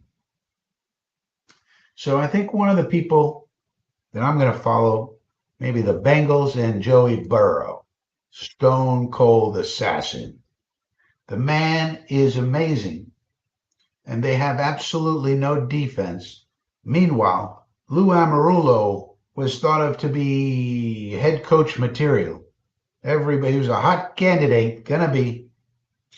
Well, now his defense is terrible. So what happened exactly? What happened to Lou Amarulo's defense? What happened? Injuries, too many injuries. Well, everybody's got injuries. Now, the interesting thing about this game here, 21-13, we got the 49ers ahead of the Lions. And you remember the quote that Dan Campbell said? He said, "We got all these injuries, sure. But no matter what it takes, we're going to find a way to beat you. We might have to put up 700 yards of offense to win because the defense is struggling. We might have to keep your team at 0 and we score 2 points because our offense is struggling. No matter what we're doing, we're going to find a way to beat you," is the message that Dan Campbell said about all these injuries and so forth. So let's see if he can stay true to his word. Team is down 8 points at halftime. Let's see what they got in their bag for the second half. See if they can pull out a win against these 49ers. Jason Cullen is here. I'm hoping the Broncos and Dolphins lose on Sunday and the Bengals win. I'd rather watch the Bengals versus the Bills. Yeah, that's what I want to. I want the Bengals to get in because I think they have a shot to shock somebody. Right? Like if the Dolphins or Broncos get in, it's kind of like, okay, their Super Bowl is getting into the playoffs. You know what I mean? And they're less likely to shock somebody, although you could say with Tua, the Dolphins can put up some points and shock somebody. But I think the Bengals make the most sense, even though their defense is pretty bad this year for some reason. Our Biv says, if we don't get any of the top coaching candidates, would you take a look at somebody like Jim Caldwell? Probably not. I mean, how old is Jim Caldwell? 80? Seems like he's been around since the 50s. Jim Caldwell is basically a defensive guy. He doesn't have any heat to him. I don't know. He's experienced. He's been around. I don't know that he's had much success. I don't know that he's a culture changer. I mean, we need somebody who's going to change the culture and who's going to be able to stand up to Woody and say, keep your hands off of the team, jackass. Colin says, Bengals are the only team that can pull an upset off of the bill over the Bills. Yeah. Well, when you have Joe Burrow, you can win any game, basically. That's the thing about having an elite quarterback. You're basically in every game, no matter what. And if you get anything out of your defense, okay, great. Otherwise, you can win a shootout. You can do whatever you need to do. But what are they going to do without T. Higgins? I mean, are they going to be able to sign T. Higgins? Because that dude's amazing. Obviously, Jamar Chase is amazing as well, but he's locked up. So, like, are they going to be able to keep T. Higgins? There's a lot of teams that would love to get their hands on T. Higgins. Tell you that much. Starting with the Patriots and the Steelers, for example, they would love to get their hands on T. Higgins. The man has incredible hands. And then you'd have to start thinking about Joe Burrow without that Robin to Jamar Chase's Batman. Would they look the same next year? But for this year, yeah, they got a puncher's chance because of Stone Cold Steve Joe Burrow. Stone Cold Assassin Joe Burrow. He is a stone cold assassin. We know that much. We know that much. Well, one thing about this Lions team, watching them, it is fun to watch them do all the things they do with Penei Sewell. I'll tell you that much. You do not see teams doing all this creative stuff with their right tackle. You do not. Flea flickers, they do it all with all of these weapons that they got. They started out with their offensive line. They got that in place, and then they just kept adding weapons and weapons and weapons. Heck of a job by Brad Holmes. Heck of a job, Holmesy. Heck of a job, Holmesy. Well, let's check on X to see if there's anything going on that we might want to make note of news-wise, since you guys are not providing any news in the chat over there.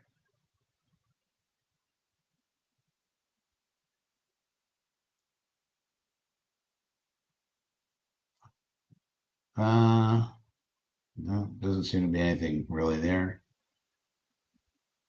Let's see, national news. George Kittle has reached 1,000 yards for the fourth time in his career. All right, congratulations, George Kittle. Hey, diddle diddle, Kittle's open in the middle. Nope, doesn't seem to be really any news-worthy items coming out of late, so I guess there's no news. No news is good news with Gary Gnu. No news is good news with Gary Gnu. Nope. All right, no news on the X wires. On the wires, John Carmen, if we don't get a quarterback next year, how long will the drought last? Well, if you don't have a quarterback, then you probably have to do a direct snap to the running back every time. That'd be hard. That'd be pretty hard. So the Lions, okay, so the kickoff, they bring it out to about the 34-yard line. But we already have two quarterbacks, John, on the roster. One of them's name is Tyrod Taylor. The other one's name is Jordan Travis. And then if we're going with those two, we're going to add one in the draft, so we'll have a third. Or we could sign Justin Fields, or we can trade for J.J. McCarthy. So there's a lot of stuff we could do. We got to get our people in place first and figure out what we're doing with Rodgers second, and then we take it from there. But one way or the other, we will have a quarterback on the roster. Just depends on who it is. Nice catch by St. Brown. That's Amon-Ra, the sun god. That's a catch. That guy's another stud. Uh-oh, limping a little bit. Great catch. 1 foot and 2 foot. Yep, inbounds. He got it. That's a first down for the Lions. Let's see if the Lions can make up this deficit. They're down 8. They'll probably go for 2 if they score a touchdown here. They've been very successful so far in their drives. Here's another pass to St. Brown, who makes the catch for about 6 or 7 yards. Nice job by Jared Goff and St. Brown. Jason Cullen, Bengals are the, oh yeah, if we don't get a Jason Cullen, it's sad about the Lions so much. Yeah, exactly. And they basically have to outscore teams. Yeah, it's terrible. I wish that they were at full strength, because it would be a really fun NFC playoffs if this Lions team was at full strength. There's a lot of great and interesting teams in the NFC this year, if you think about it. The Eagles, the Lions, the Packers, the Vikings are a really interesting team, right? The Rams are always kind of interesting. They always have a puncher's chance because of Stafford, right? And the receivers. But the Lions were supposed to be, basically the NFC Championship game should be the Lions against the Eagles. And that would be, get your popcorn ready and everybody be ready for that game, if they were both at full strength, and, let's go. Let's have a great game, Saquon and AJ, Devontae and Jalen, and then this Lions team here. And that would have been great. And that's really what it should be. But the Lions just kept getting injured on defense, and now they're not what they were. And you can see that. I mean, the 49ers in this game have had 3 touchdowns and a missed field goal on 4 drives. That's no bueno. But it's hard to really say Aaron Glenn's doing a terrible job, because how are you going to do any kind of job with no players? I mean, you need the players. It's just the way it is. You need the coaching and the players. It's the way it goes. Got to have both. But I really love the way Ben Johnson's calling this game. A lot of creativity, even when it doesn't work. They're at least trying different things, setting things up. You can see that they use a lot of deception, a lot of motion, a lot of eye candy. I mean, they were using Penei Sewell as an orbit motion player. Penei Sewell, their right tackle. as an orbit motion player on a fake handoff. This is this is not usual. And you love to see the creativity because it's the modern age of football where everybody has tape. And so you got to be super adaptive, super creative because everybody, if you just do the same old things, everybody else already seen them on tape and knows how to defend them. It's like, okay, they're going to do this, they're going to do that. You got to come up with new and creative things every week to put on tape. Otherwise, people are going to know exactly what you're doing. And that's no bueno as far as an offense is concerned. Jameson Williams now is getting more involved in the offense than he did early in his career.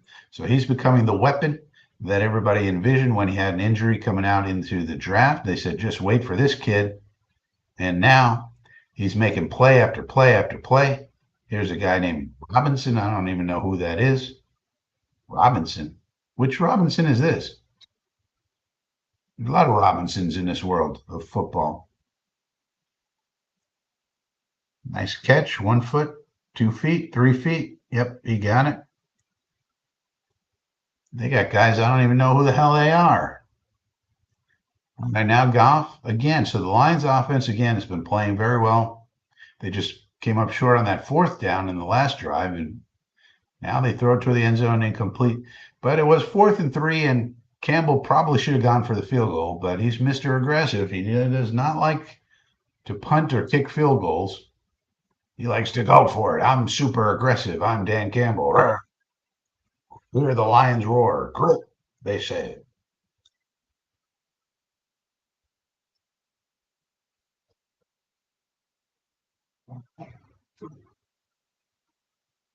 So here we go. 2nd and goal now. Ball's on the 10-yard line just about.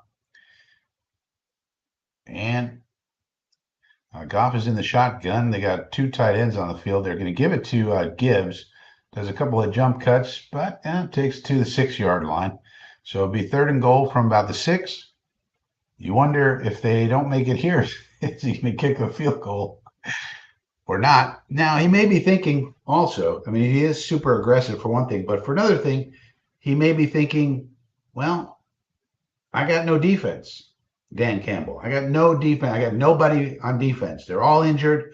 I got a bunch of tomato cans out there. I can't be kicking field goals against Shanahan's offense.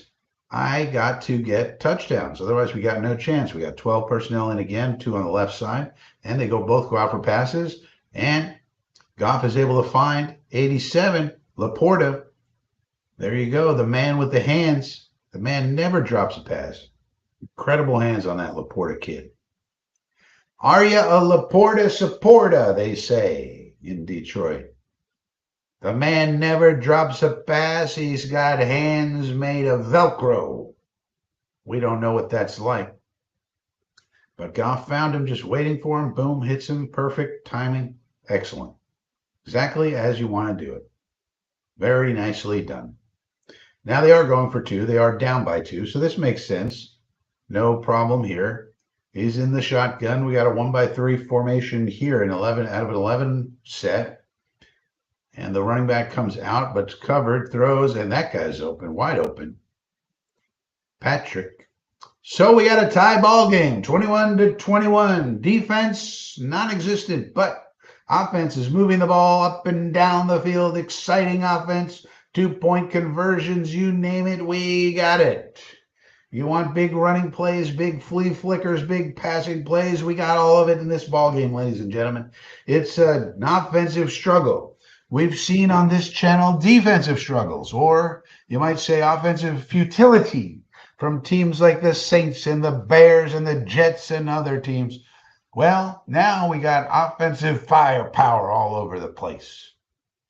Omatic says, well, that super aggressive tendency is probably going to cost the Lions a conference championship. Well, we're going to see Omatic, and he's going to live or die by it, and we're going to have to see. The man's 13-2, though, so I don't think we as Jet fans have any place to criticize anybody who's 13-2. We don't know from 13-2. We'd be lucky to win 13 games in 3 seasons, let alone 1 season. So I'm not going to I'm not going to criticize Dan Campbell for being aggressive. That's how he wants to do it. Hey, if he's being successful, it's hard to criticize. That's the way I see it. But yeah, that'll be something to watch. I mean, at some point, he's going to go for it on fourth down. And if they don't make it, he's going to get a lot of big criticism. That's for sure. But the way I see it, too, I mean, think about it. He has no defense, he has nothing. He's got nothing on defense. He's got a bunch of tomato cans out there and Zadarius Smith, who really, I mean, we haven't seen anything. We haven't heard anything about Zadarius Smith in this game or really any time. So you got to wonder about a guy like Zadarius Smith. They went out and got him. Where's he at? Why isn't he making an impact on this team? He's pulling a Reddick. He's pulling a Hassan Reddick. They're showing Sheila Ford Hamp, the principal owner and chair. Now, she got a shout out from Aaron Rodgers for being patient. And here, I think they're showing the press conference where the owner came out and said, patience, patience, patience. And I think the owners should come out and talk more. We never hear from Woody. Why is that? Because he owns the team. He doesn't have to talk. Well, they should put in some rules where these stupid owners have to talk sometimes. We got questions for them. And they own the damn team. We got questions for them, and they never have to give any press conferences. Why is that? We got questions. We're the fans. We're the most important. We're the ones who pay all these salaries and pay for everything. And we don't get to ask questions. We got questions for these mofos. We got a bunch of questions. And they never have to give any press conferences, ever, hardly ever. Never required. We got to listen to the stupid head coach 4 times a week. Here goes Debo, gets it out to the 37, 38-yard line. They got Debo Samuel returning kicks on a 6-9 team. Not sure why they're really doing that. You really want to have Debo returning kicks when you're 6-9 and not going into the playoffs? Really? Guys had injury problems left, right, and center. They're showing the Lions brain trust. They should get a lot of credit for all of this success they're having as well. Brad Holmes hitting on all these draft picks. Great job, Brad. Great job, Brad. He came over from the Rams, learned his trade from Les Snead and all them boys over there at the Rams, then came over to the Lions, doing a great job along with Dan Campbell. Darius Smith is number 99. Let's see if this guy can make any impact whatsoever, or is he just going to Hassan Reddick the whole time? I mean, is he going to Hassan Reddick worse than the Hassan Reddick? I mean, has anybody fallen from grace any quicker than Hassan Reddick? And this man fell off a cliff. Went from a premier pass rusher to a piece of garbage in 2 seconds.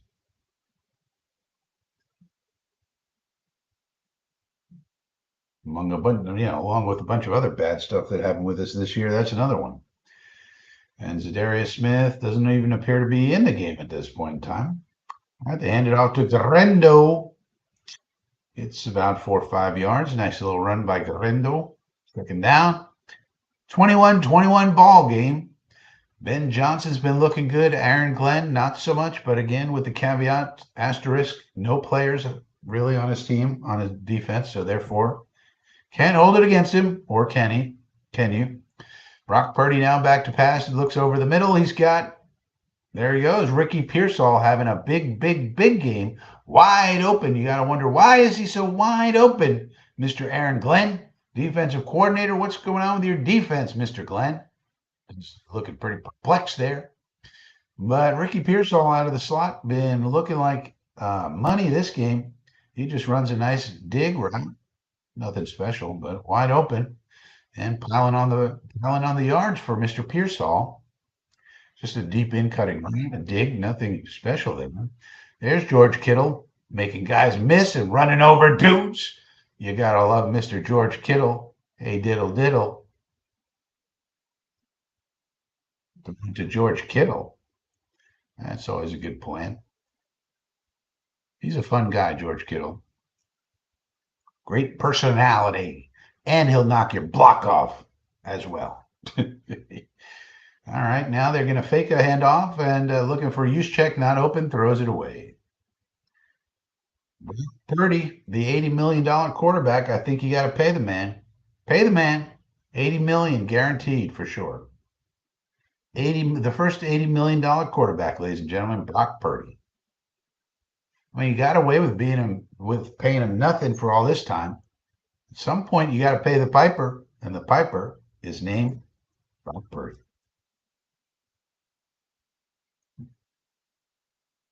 George Kittle definitely going into the Hall of Fame. All right, Purdy now in the shotgun. And they give a little pop pass to Deebo Samuel, takes it around the right end, and he's in for the score. Another touchdown for the 49ers. I think that's 4 out of 5 drives have ended in a touchdown, and the other drive ended in a missed field goal. This is not good for your defense, Mr. Lions. So this is going to be a problem for the Lions going into the playoffs, and it's such a shame. I mean, they had a really good defense when they had their players, and now they're just getting gouged left, right, and center. Aaron Glenn's got to be pulling out his graying hair over here. God's sakes, got to be saying, please, can I get some of my players back? You know, I'm sure the Lions, for example, would have loved to get Jamin Davis and Phidarian Mathis, but they're too low on the record's too good. Sorry, your record's too good, Detroit. We had to put in a claim. Sorry. Well, you would have liked to have Phil Mathis and Jamin Davis, sure, but we'd like them too, and our records were, so we get them. Sorry, Mr. Glenn, can't have them. I have this crazy idea that what if they put in a rule? Here's a crazy idea. Crazy idea alert. Crazy idea alert. Wake up, chat. Crazy idea alert. What if the NFL instituted this rule? At the end of the season, any team can trade any team that doesn't make the playoffs can trade any player to any team in the playoffs for any agreed upon compensation, but at the end of the playoffs, the player returns to the trading team. What if you could trade at the end of your season anybody on your roster to any team in the playoffs who wants them? You know, so you pick up a few draft picks, whatever the compensation is, but then after the playoffs is over, after they get that player comes back onto your roster. So it's like a rental. What if the NFL did that? How cool would that be? And you could say, well, why would they want to do that? Well, to get the teams that are bad more draft picks. And without damaging their roster, they get the player back for the next year.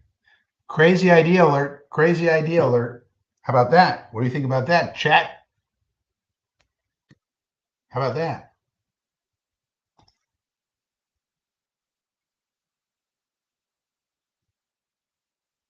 How about that? Sometimes you just got to have crazy ideas.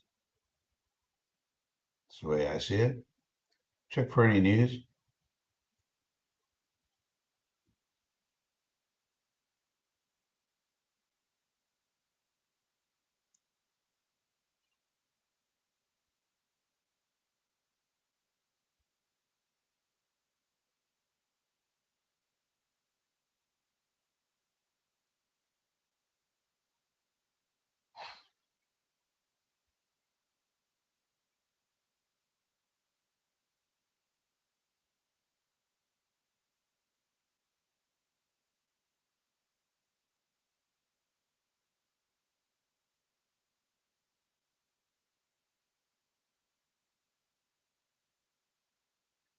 Well, no news. No news on the wire. So 49ers kicking off now to the Lions, who return it out to the 31-yard line. That's where they'll start. Detroit Lions cannot stop a nosebleed. That's for sure.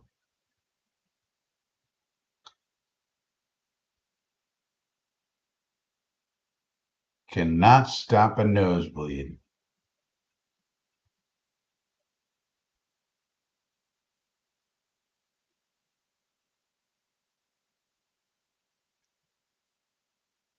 All right, so the Lions now, Jared Goff, 16 out of 19, 196 yards, 2 touchdowns. Can they keep pace with these 49ers who are putting it on Aaron Glenn's defense. They drop it off to Jahmyr Gibbs.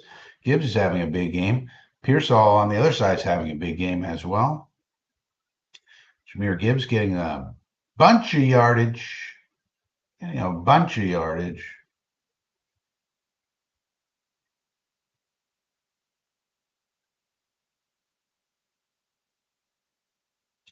Second down and 1, 7:05, and ticking in the third quarter. This game is on pace to be a very high scoring game. There's 7 minutes left in the third quarter, and it's already 28-21. This is an offensive battle for sure. I wonder if there's going to be more blitzing. Goff throws it down to Laporta for a big gain, and there's a flag. So there's going to be some sort of either defense or offensive pass interference or holding, probably on the defense.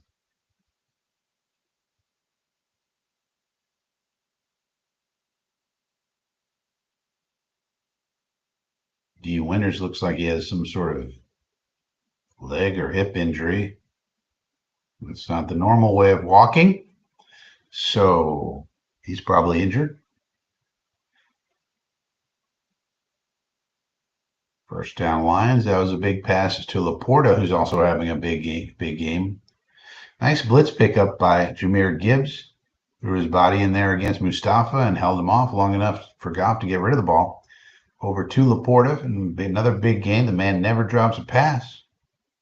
I think the next time he drops a pass will be the first one I've ever seen. Next time he drops a pass might be the first one we'll ever see him do. So there's that. Now they hand it off, and Reynolds gets about 2 or 3 yards. So it'll be 2nd and 7. Jahmyr Gibbs being looked at for looks like a cut on the face or so.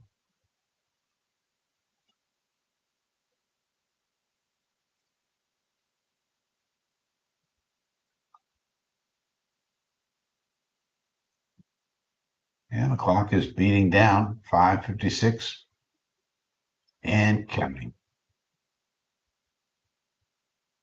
You would think they'd just put a Band-Aid on it. But anyways, they throw now. There's a pass to Jameson Williams for about 3 or 4 yards. So it'll be 3rd down and short.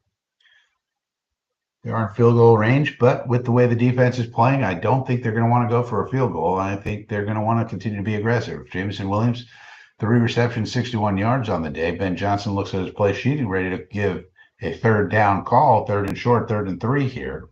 They probably have 2 downs to make this 3 yards. Jahmyr Gibbs is still on the sideline with some sort of cut or something on his face. So they're probably in 2 down territory here, 4 down territory, 2 downs to make it from here. Not if you do that, Jared. That's a sack for Mr. Nicholas John Bosa. That's a difference maker on your defense right there. And that's going to spoil the whole situation. He beat Decker on that one. Decker just got out leveraged, and then Bosa able to make the tackle on the quarterback. That's a sack, and that's going to have to be a punt now, I guess. Unless they can make this, it's going to have to be a punt. No, they're going to go for the field goal. All right. 2 sacks tonight for Nicholas John Bosa. Let's see if he can make this long field goal, 57-yarder. It is up, and it is good. Wow, 57-yarder makes it. So the Scorapalooza continues 28-24. But now the Lions need to get a stop of some kind. They cannot stop a nosebleed. At this rate, Brock Purdy's going to throw over 600 yards and get a contract extension for $100 million a year. Who knows? Why not? $100 million a year, perhaps. Throw more money at him. Who cares? We need more money on this guy.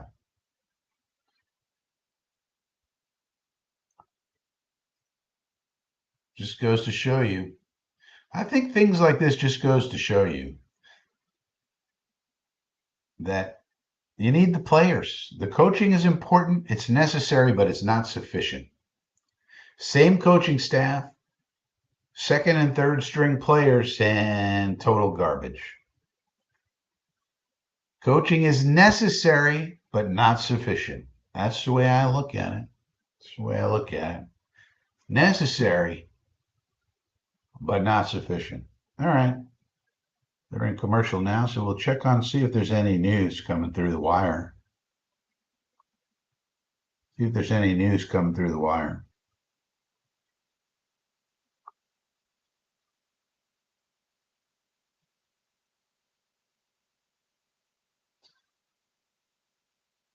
Not a lot of news coming through the wire. To be honest with you, not a lot of news coming through the wire. Senior Bowl people going to the Senior Bowl, and so forth and so on. We did get news that one of the quarterbacks is going back to school today. Which one? Oh, Cade Klubnik. If you're a Cade Klubnik fan and you were thinking the Jets could maybe get Cade Klubnik in the draft, nope, not happening. Cade Klubnik going back to school. Back to school. A lot of these, as I said, a lot of these kids are going to go back to school because why not? They can get money, they can develop there, and they don't have to get Caleb Williams and Zach Wilson in the NFL. Make millions in NIL money and develop in school sounds pretty good to me, rather than winding up like Caleb Williams or Zach Wilson or Trey Lance or name your favorite so far bust quarterback. Just develop in school. It's no problem. Get millions of dollars. No problem. All right. No big news. All right. Deebo Samuel's returning kicks for the 49ers, everybody, for some reason. And he takes it out to the 33-yard line. Anybody want to explain why Deebo Samuel's returning kicks? They got nobody else who can do it? You got to risk injury with one of their more dynamic players just to get an extra few yards on a kickoff? What's going on there? Anybody know what's going on there? We don't know. Happy holidays to everybody. If you're in here, please click the like button if you can. Some people are having trouble with the like button and the comment button. Click the like button, click the subscribe button, click all the buttons you can click. Purdy now going back to pass. Deep set, throws downfield. It's actually picked off, but there are flags all over the place. They shouldn't be stopping the play. I don't know why they would stop the play just because there's a flag. There might be offsetting. Oh, that's definitely pass interference by Branch. What are you doing, Brian Branch? I don't know, man. These defensive backs, they just get too dang handsy. No reason for it. You could have had an interception here. Pass interference. Brian Branch. For some reason he keeps his mouth guard in his helmet hole. Mouth guard in the helmet hole. That's something that you might want to do. Nobody knows why he does that, I guess. Let's keep a mouth guard in the helmet hole. That's not what it's designed for, but okay. Want to keep it over there? Fine. It's your choice, Brian. All right, Purdy now fakes a handoff. Now looks down the middle of the field, and that is picked off by Kerby Joseph. Man, Kerby Joseph's a guy I wanted for our team so badly. Center fielder type. And so he's got another pick. Kerby Joseph takes it all the way to the 45. So this will give the Lions some life here. So they were able to get a stop via a bad, terrible overthrow pass by Brock Purdy, the $80 million man. You got to pay that man, even though he throws the ball over people's heads sometimes and allows Kerby Joseph to sit there and catch the ball like a center fielder. So that's not on Shanahan. That's on Purdy. That's a bad pass. Elbow underneath the ball, throws it over the head of the receiver. No bueno.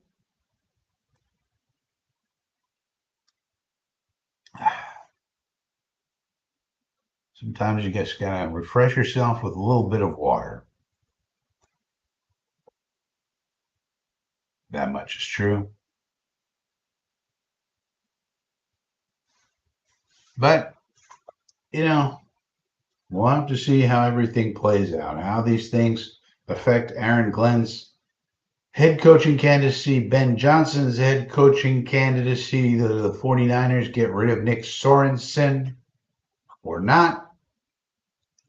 They bring back Robert Saleh. Does Saleh get any head coaching interviews? How about Robert Saleh coming back and head coaching the Saints or the Bears? I mean, the Bears aren't going to go for him, but the Bears want Ben Johnson or Cliff Kingsbury, it seems to me.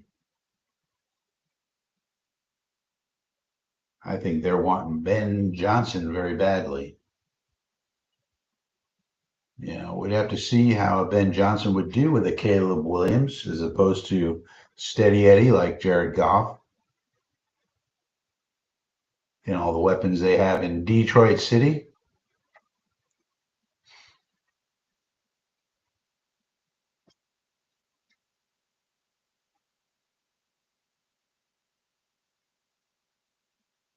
But we'll have to see.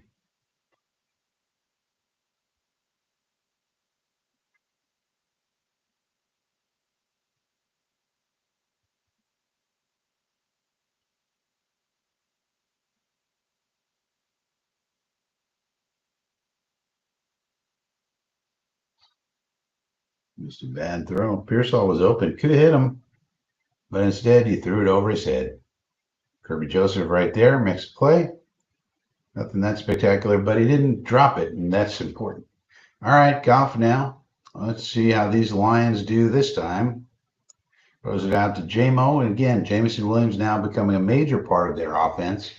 Whereas part in his career, he was just kind of like once in a while type of guy. Now he's really becoming part of the offense, making plays all the time. So I like to see that for J-Mo. 8th interception for Kirby Joseph. Man, wanted that guy for the Jets. Now, oh well. Now they throw it out to Reynolds as a first down. So Lions continue to move the ball well. Ben Johnson continues to avail himself well in these, spotlight games, highlight games, Monday night games. Everybody's watching. So I think everybody's kind of seeing what the allure of a Ben Johnson is with this kind of play calling and execution on the field by these Detroit Lions. 2:52 left in the third quarter. Jared Goff, 21 out of 24, 255 yards and 2 touchdowns. That is very efficient and very good. There's a running play to Reynolds. He's going to get about 6 or 7 yards on first down, so that's a good gainer on first down. As the Lions continue to move the ball here, 2:29 and ticking in the third quarter as it ticks down to the end. And as we get close to moving toward the fourth quarter of this game, if the Lions can punch this one in again into the end zone, they will take the lead against the 49ers at home. Nick Bosa left the game earlier, but he's back on the game now. He has a couple of sacks on the game already, moving him around the formation. And second down and 4, they fake the run. Now throw it over the middle to Amon St. Brown.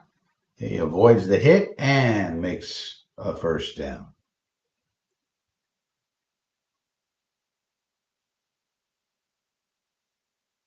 Pomatic says, who is your coach candidate? Well, number one candidate is Mike Vrabel. Let's hope we can get him. Number one candidate by all accounts, by pretty much everybody who knows, who's knowledgeably talking about it. Mike Vrabel, number one candidate. But Mike Vrabel's the number one candidate for every team looking for a coach. So we'll have to see if we can get him.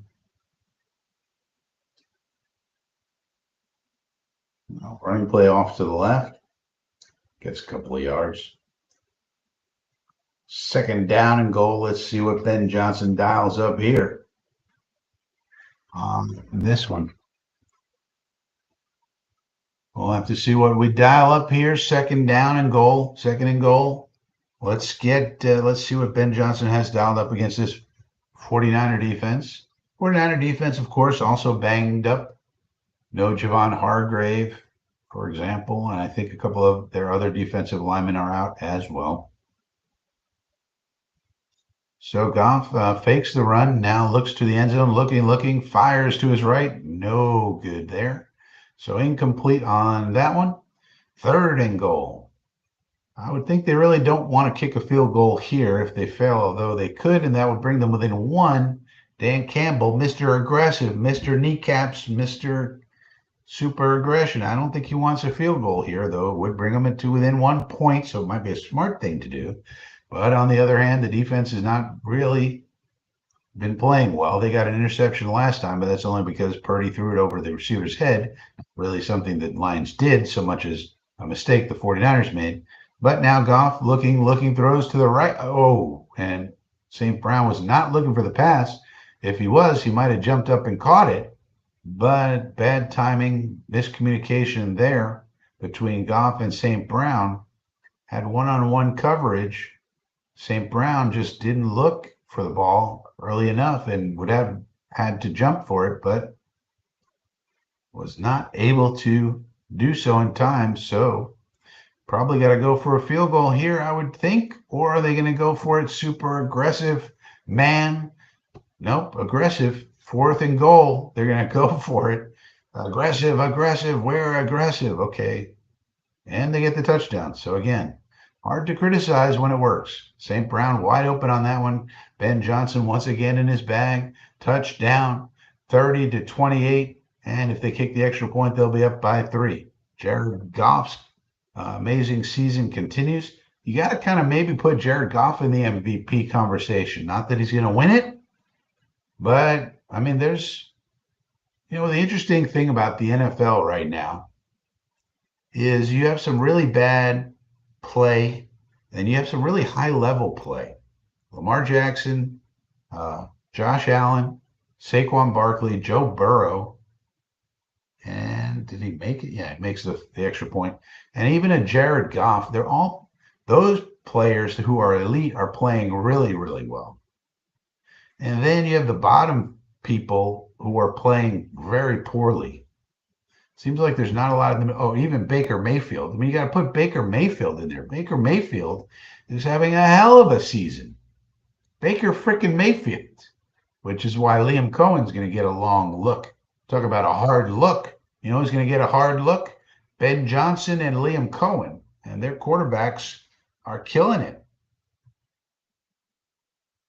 And so for teams looking to get this kind of play out of that position, Liam Cohen and Ben Johnson are going to get, hard looks. Talk about a hard look. We'll give a hard look to Ben Johnson and Liam Cohen. I mean, look at the year Baker Mayfield's having. I mean, it's really quite remarkable.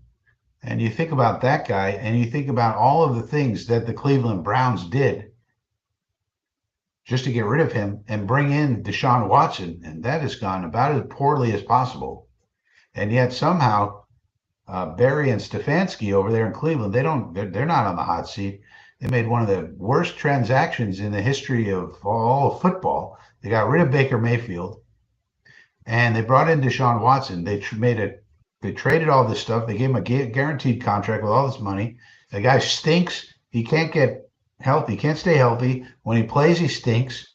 And he has all these lawsuits against him. And meanwhile, Baker Mayfield is going to be in the top 10 for MVP consideration this year. And you could have just put him for, dealt and just had a lot less headaches and had all the draft picks. But Purdy now back to pass and putting some pressure on him. Finally gets it to Kittle, though, for 9 yards. Always a good safety blanket, George Kittle. Omenek, I never thought Baker was bad. He had a bad season. I think his shoulder was injured. Yeah, the thing with him is if you protect him, if you give him a good line, a good offensive line, he's good. If you give him a bad offensive line, he's not good. I'd say the same for most quarterbacks. But if he has a good line and he's protected, then he plays well. That's what the stats really tell you. When he has a good line, good offensive line, and he's protected, he puts up the numbers. He plays well. And when he doesn't, he doesn't. And then there was the injury as well. So injuries. Yeah, but then he went to Carolina. They got rid of him. Then he went to the Rams. They got rid of him. I mean, he bounced around and um, finally found a home in Tampa. They didn't exactly love him up. They gave him $4 million. Don't forget, Tampa Bay gave Baker Mayfield like a $4 million contract, on a 1 year deal. And then he played well, so they gave him a big. Then they gave him a big contract, and now he's playing well again. But there was a lot of people who didn't believe in Baker. Carolina didn't believe in him. The Rams, well, they didn't need him. Stafford came back. I guess they didn't need him, but then even Tampa didn't really believe in him. $4 million contract. That's not believing in somebody at quarterback position. So they said, okay, prove it. Then he proved it, and then they were like, oh, we love this guy. This guy's amazing. And I saw the behind the scenes. Did you see that undercover thing that he did? They did a program that I think Eli Manning produces it, or one of the Mannings. Seems like the Mannings produce everything these days. Uh, but he did sort of this undercover thing where he was pretending to be like a super fan, and he had all kinds of undercover stuff. And that was pretty funny, man. And then at the end, it's revealed that he's Baker Mayfield, and everybody's like, because there's all these other super fans there going on a tour of the stadium and stuff. So I watched that and I was like, man, this Baker guy, he's a pretty good guy. He's a pretty good dude. He's a pretty good dude. You gotta enjoy that sort of thing. And now he's performing very well. And then, Liam Cohen's going to get a job. Liam Cohen's going to get a head coaching job, right? Almost certainly. And then we're going to see how they do separately. So they're doing this together, and we'll have to see how they do separately. Now, here's something that the Buccaneer fans want to do. Ready for this one? The Buccaneer fans want to fire Todd Bowles and then promote Liam Cohen to head coach. So that way they don't have to lose him. Pretty ingenious. Let's fire Todd Bowles, who they're not happy with, and let's promote up Liam Cohen to head coach. How about that idea? 49ers get another first down. Boy, you just wonder, what is Aaron Glenn going to do to stop this bleeding? Is he going to send some blitzes? What is he going to do? So yeah, so that could take Liam Cohen off the market if they fire Todd Bowles. Then they obviously have to have the interviews and all that, but then they hire Liam Cohen to be their head coach. What about that? That's a way to get Liam Cohen to stay on the Buccaneer staff, because he's certainly going to go somewhere and be a head coach, seems like. Purdy throws it down the middle again to George Kittle. Hey, diddle diddle, when you get into trouble, throw it to George Kittle right down the middle. That's the way to do it. There's your security blanket. And, the safety has decent coverage there, but iffy, they call him Melifonwu. You got to be a little quicker than that out of your break, because if you let the ball get in there, Kittle's going to catch it. He has great hands, of course. Hall of Fame tight end, George Kittle.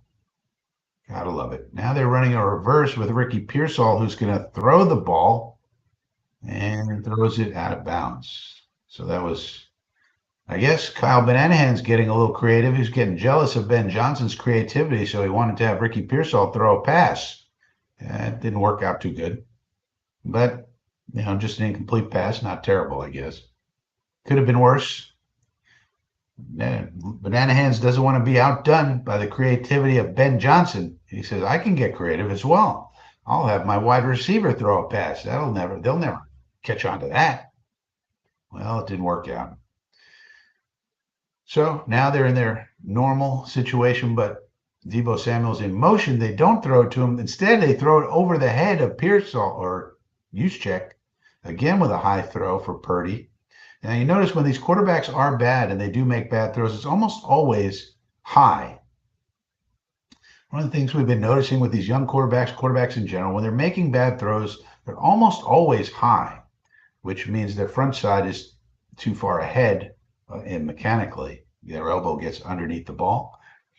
But almost always that's the case. Now, They're showing Zadarius Smith. Zadarius Smith has got to get some sacks. What's going on here? They got him to get some pressure on the quarterback, and he's doing nothing of the sort. Purdy gets rid of it, throws it out to Jennings, and knocked away by Robertson. Good play by number 21. Fourth down. So did the Lions finally get a stop that was caused by the defense rather than Purdy just throwing it too high and a guy being there? So that's a good play by Robertson. Robertson got his hands up, helped knock it away, and did not interfere with the receiver. So that's a good job by 21.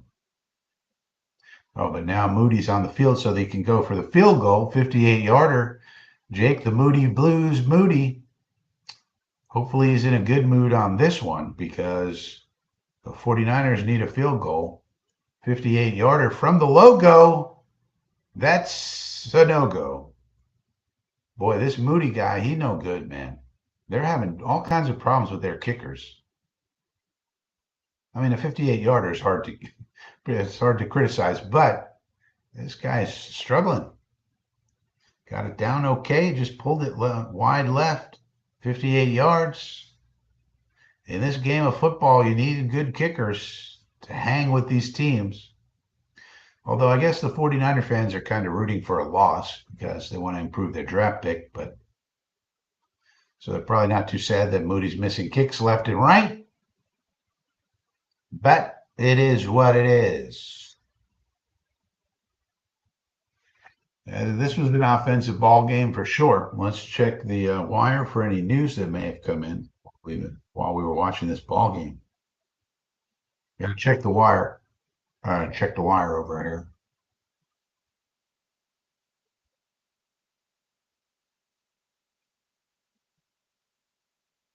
Let's check the wire.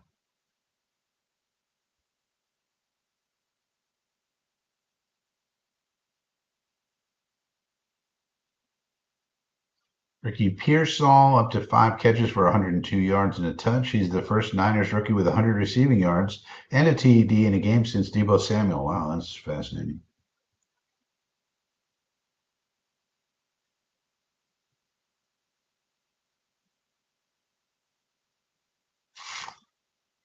Yeah. Yeah. Nothing really going on news-wise on the wires. Nothing on the wires for news. Nothing on the wires for news.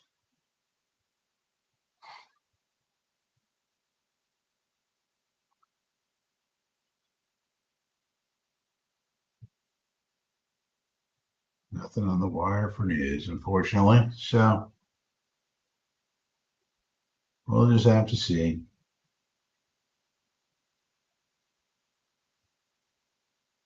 Quarterback comparison, Jared Goff, 23-28, 272 yards, 3 touchdowns, no picks.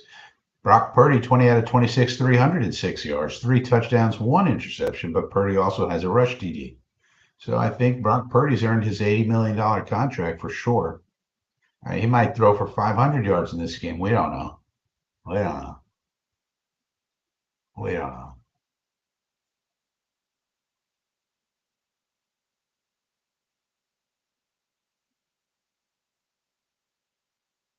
What we do know is that Jared Goff is in there. Stone cold assassin Jared Goff. Running play now to Gibbs. He's turning it back around. And Goff is trying to block somebody.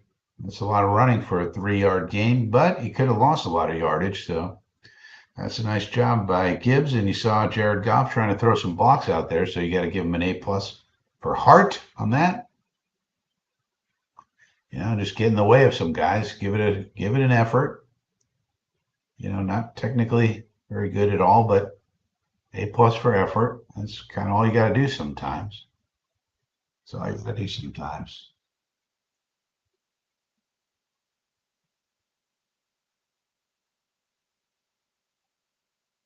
Now a more traditional handoff.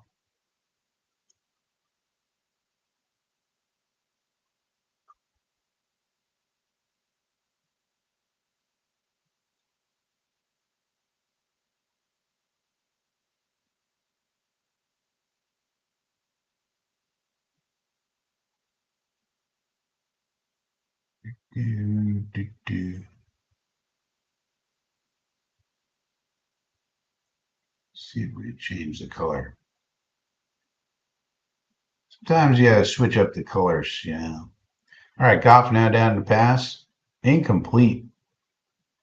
So one of the few times he could not convert a third down.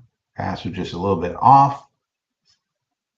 And so 49ers starting to hold now a little bit better, at least a little bit better than they were early in the game. Let's see if super aggressive Dan Campbell goes for it or not.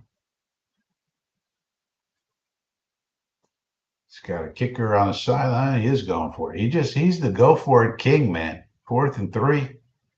The man does not like punting. He does not like admitting defeat. He thinks he can always pick up the first down. Goff back to throw, gets rid of it. There we go. Sam Laporta. Boy, what a security blanket a great tight end is. And there you go. Dan Campbell, super aggressive again. 4th and 3. Just go for it, man. Why we got to punt? Anyways, we got a quarterback. We got a tight end. We got a play caller over here who knows what he's doing. We don't need no punts. We just go for it and get it. I mean, it's wide open. We got a quarterback who can recognize wide open people and throw them the ball. We got receivers who have great hands, not going to have a dropping problem, unlike the Jets. Just go for it. I mean, it's backbreaking to the defense as well. You know, you think you get to 4th down, okay, they're going to punt. No, not Dan Campbell's teams. Nope. No, sorry, Bob. Total yards, 379 for the Lions, 374 for your 49ers. 2nd down and 8. Current score, 31 for the Lions, 28 for the 49ers. 10:53 and counting on the clock in the 4th quarter as this game winds down. It's been an offensive ball game with defense hard to come by. Both teams running up and down the field seemingly at will. Now there's a terrible pass by Goff, one of the few on his ledger for the game. On the move, threw it too low for J-Mo. Similar to Aaron Rodgers to Kenny Yeboah in yesterday's ball game. Sometimes you can't throw it low because the player can't receive it so well that way.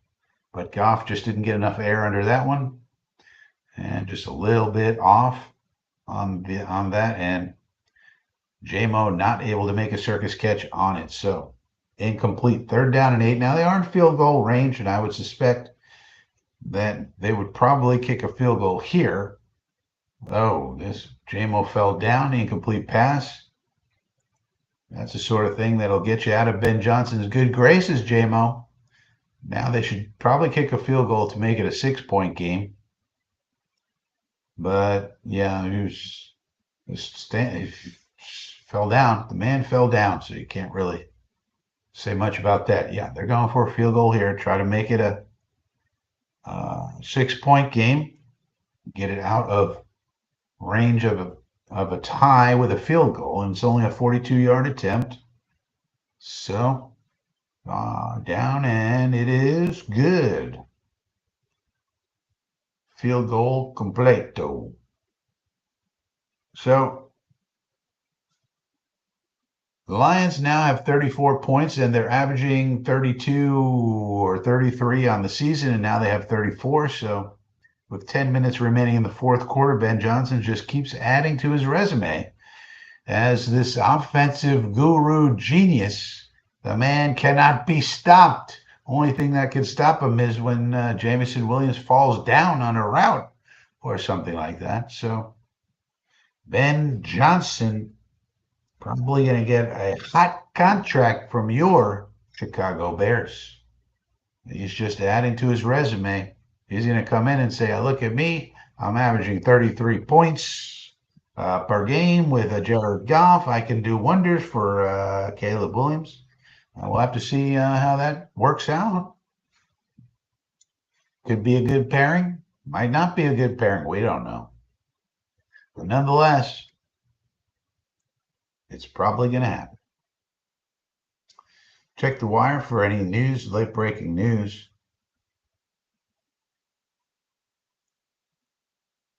Doesn't seem to be much.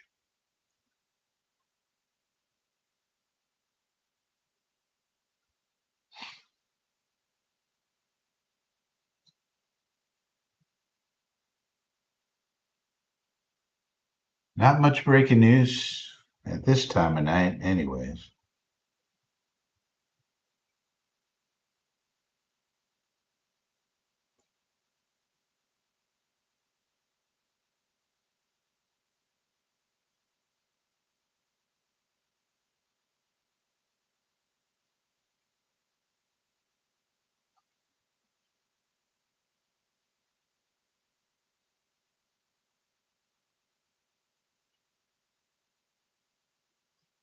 Yeah, not any real late breaking news here. Football related, anyways.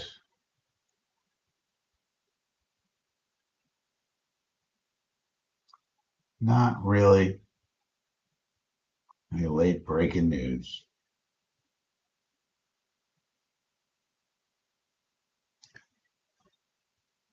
All right, so as we continue watching this game, maybe we'll go live tomorrow for one of these college games. We got the Fiesta Bowl, the Verbo Fiesta Bowl, Penn State against somebody else.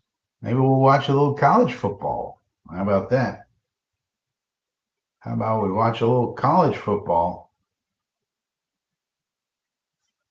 on this channel as we broaden out the channel to other venues, other teams, other things other than the Jets in order to make sure that our mental health is maintained because the Jets will drive you crazy. We all know that.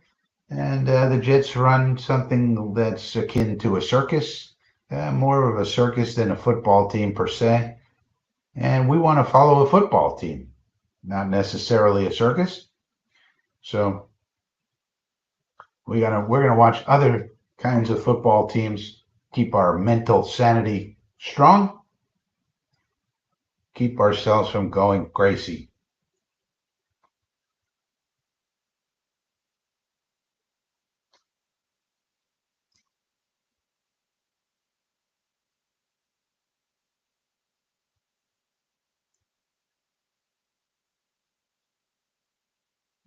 I'm definitely watching that Alabama game. I will watch it with you tomorrow. So is it Alabama playing tomorrow?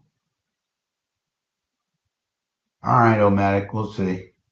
We'll take a look. Oh, here's some pressure. Oh, Purdy. Okay, finally got to him. And it was not Za'Darius Smith, in fact. Now the lines are up 34-28. And so 49ers have been able to move the ball all game. Now Aaron Glenn is dialing up some pressure on Purdy now that he can be a little bit more sure that they're going to go into the passing game a little bit more heavily. Down by 6 with 9:53 remaining in a second and 15, especially because they know that the Lions can move the ball against them pretty much at will. So probably much more likely to go into the throwing game. Now the play clock is down to 0. Did they call a timeout? Nope. Delay a game. That's no bueno. Now it's going to be second and 20. So they're really going to pin their ears back on this one, trying to get a sack. Galaka.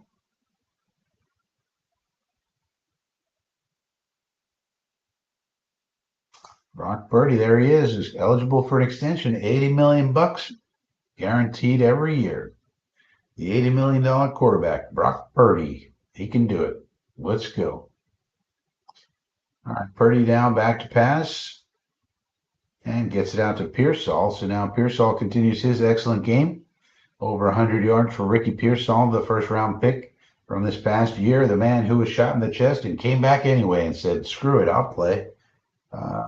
Play anyway. I was getting into the rhythm of the offense and having an impact. So it looks like Ricky Pearsall is going to be a big part of the 49ers' future. They might let one of their other wide receivers go, considering they have these youngsters behind them.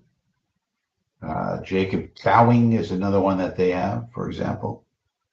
Now Purdy's back to pass. They're down 5, looking left, looking center. Now it looks and finds Pearsall. Looks like this Ricky Pearsall has a great connection with Brock Purdy, and Purdy's able to find him pretty well. Here, as the offense moves along, Purdy to Pearsall is becoming a big connection.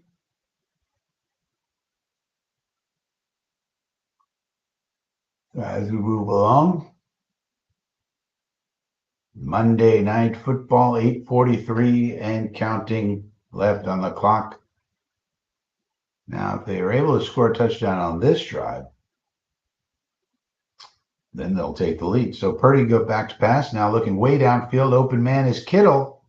So between Kittle and Pearsall, the Lions have had a lot of trouble trying to cover these people. Aaron Glenn's got to be tearing his hair out. Flag on the play. Detroit Lion fans got to be wondering, I'm not sure if we're going to make it with this defense. I'm not sure. Plus, we've been kicking field goals the last couple of times. They're calling legal man downfield on the offense, so that's going to negate that big play. So that's a big breathing a sigh of relief for the Lions defense. But they really have not been able to cover Pearsall and Kittle at all. So they've been two big targets for Purdy in this ball game, putting up big numbers for the 49ers.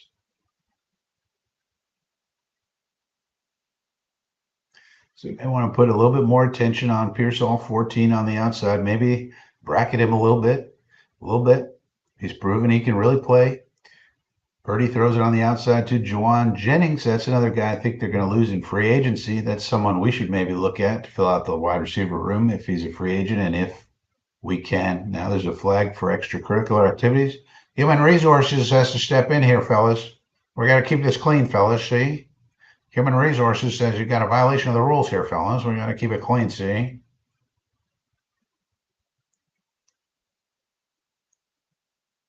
Personal foul. Yeah, you can't be doing that, fellas. That's illegal, see? You shoved him. After all, you did shove him. I saw you shove him. Human resource violation. No shoving allowed. We don't want any fisticuffs, boys. We don't want any fisticuffs, boys. We gotta keep it clean, see? Can't shove somebody. God forbid we be violent, boys. All right. Now Purdy's on the march again. Let's see if he looks for Pearsall or Kittle. Oh, he looks for Kirby Joseph. Boy, that guy's a center fielder. Is Kirby Joseph a center fielder or is he a center fielder? God, I wish we had that guy. Well, he was looking over the middle, and Kirby Joseph said, I'll take that. Thank you very much. And Glenn giving some tutelage to Brian Branch of some sort.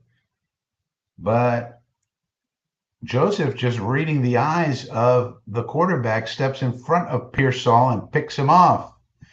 $80 million quarterback? Maybe not, says the general manager of the 49ers, John Lynch.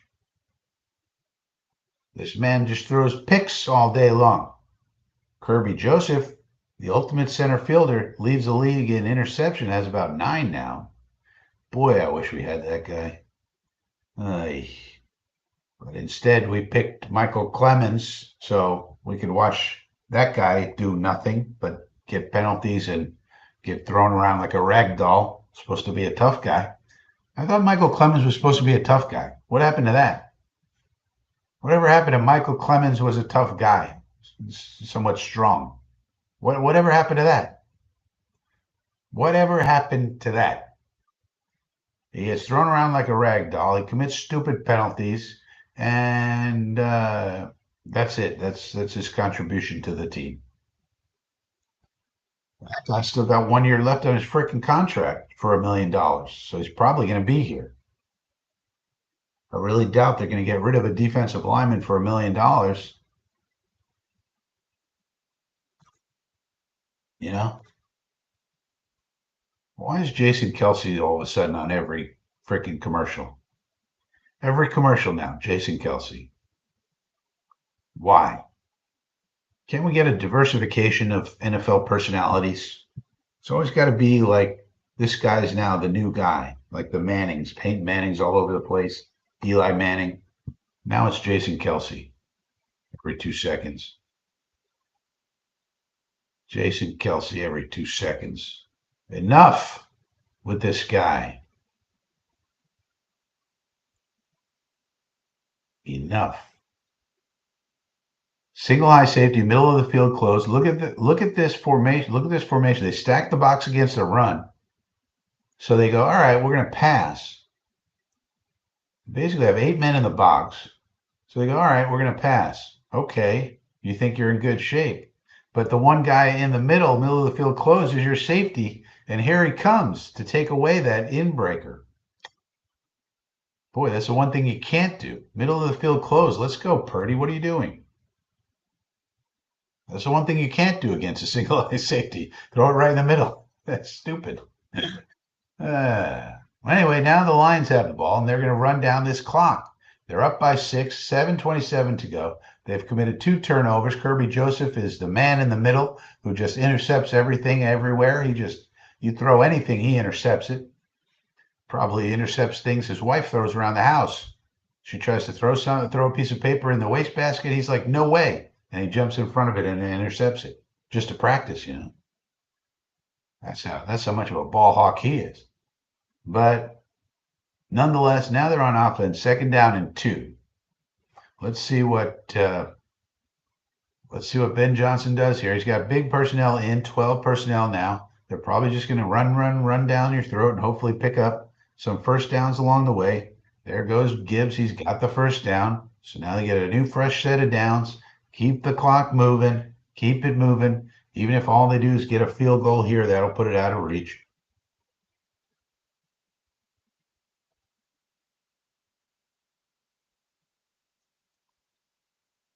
So the Lions had 14 interceptions their first 10 games. 14. I think we have 2 all season, 2 or 3 or 4. They had 14 in their first 10 games. Now again, they moved their tackle. So there's a tackle move thing that they're doing. I wonder why they're doing it. This needs to be studied. We need to study the Ben Johnson offense for sure. They love to move Penei Sewell around for different purposes. Gotta love that. Let's move our right tackle around. Name me another team that moves their right tackle around.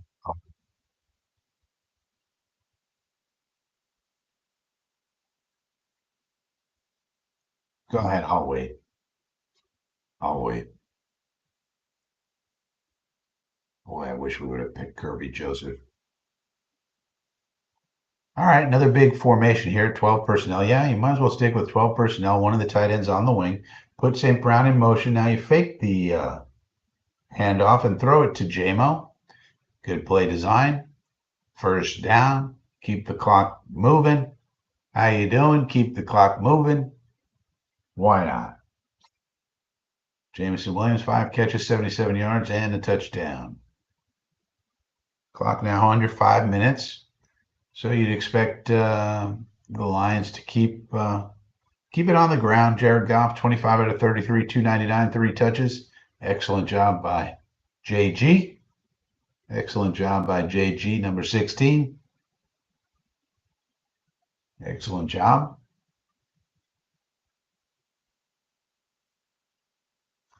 And indeed, another running play right up the middle. Ball security. And they even pick up 6 yards on it. So 2nd down and 4. Ben Johnson looking at his play sheet. Most pass TDs in a single season in Lions history. Stafford with 41. Goff with 36. Scott Mitchell, 32. Stafford, 32. So Jared Goff is in rare air here, having a historic season for a Lions quarterback, and should land in the top 10 in MVP voting, I would say. Top 10, that is.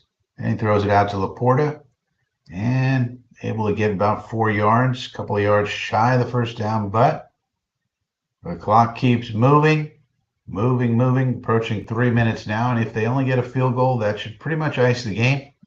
But if they go for the field goal and miss it, then San Francisco's got a shot, but they would need a touchdown to win.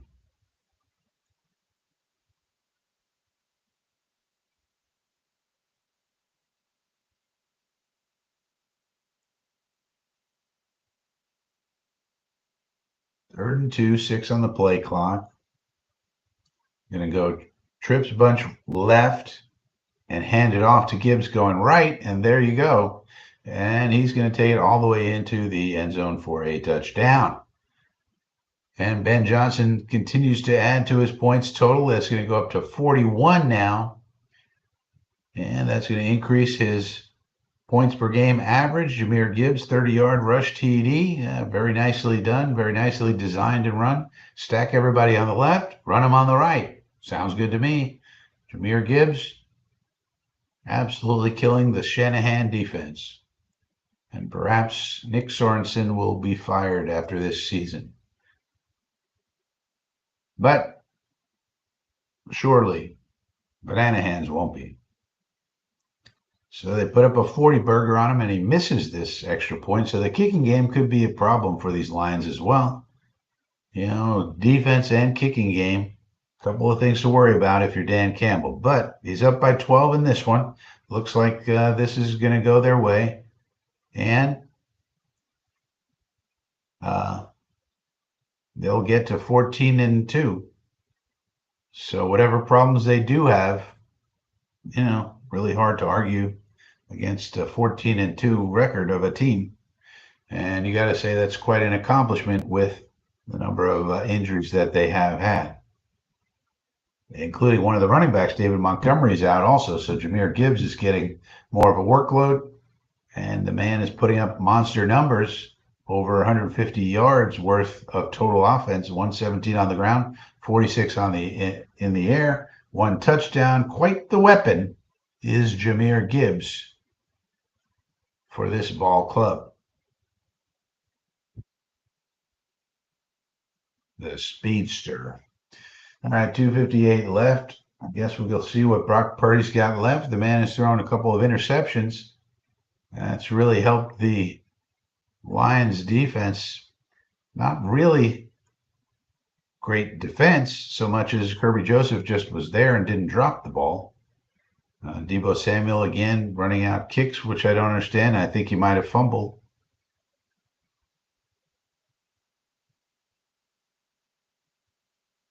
And the ball got loose and the 49ers are running it back. We'll see what the hell happened here. Certainly not a touchdown, probably. But again, why are they running Deebo Samuel out as kickoffs? This man has injury issues, and we're going to use him on kickoffs. Sounds good. So let's see. He definitely fumbles, so that's that. Then looks like the Lions recover. Well, no, you can't say that. Well, whoever recovered, they're probably down by contact. Well, the 48 goes in and grabs it. Question is 48 down by contact? I guess.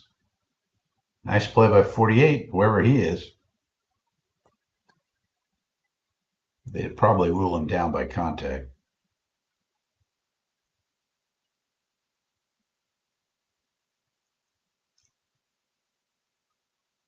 So they avoid disaster. Again, having Deebo Samuel return kicks, I guess they got nobody else to do it. Everybody was looking for the ball. 48 had it.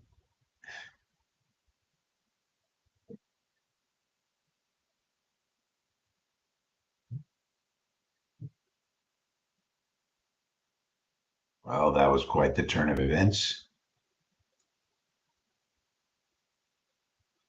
All right, 1st and 10 now for Mr. Purdy, the $80 million quarterback. Let's see how he can do. Let's see if they can put any pressure on him or if they play it safe over the middle to Kittle. As the clock runs down, they do have 3 timeouts if they want them. They're down 12 points, so they need 2 touchdowns. 2nd down and 3. Clock ticking away. No pressure here. And then he throws it out to Guerendo, who goes out of bounds. 2 minutes and 30 seconds remaining.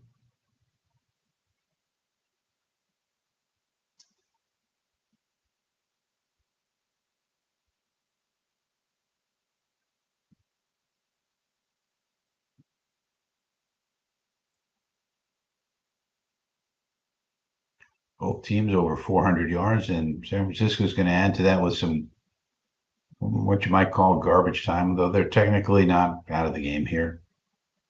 Well, they try to bring some pressure, flush Purdy out of the pocket. He throws downfield, and 2 minutes, 22 seconds remain. 2nd and 10.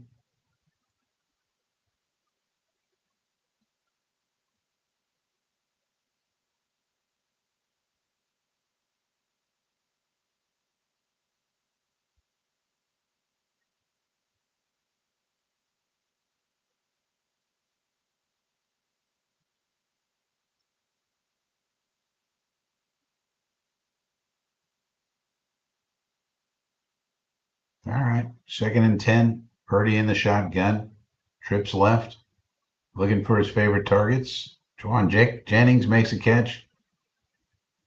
They got to get him down. They do. Clock running. Are they going to call any timeouts? Doesn't look like it. Clock ticking down to the 2-minute warning. Are they going to be able to get it off? Does not seem so. 3rd down and 2. They're going to get it all the way down to the 2-minute warning. So wasted a lot of seconds there. They need, 2 touchdowns. Don't know if they're going to be able to make it.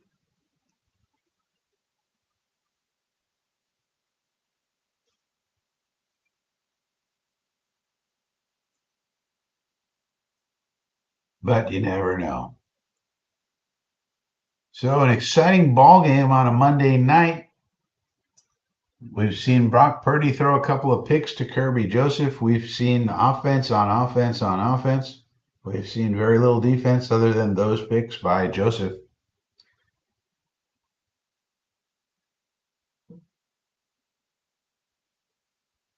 And checking out the wire for any late breaking news. Doesn't appear to be.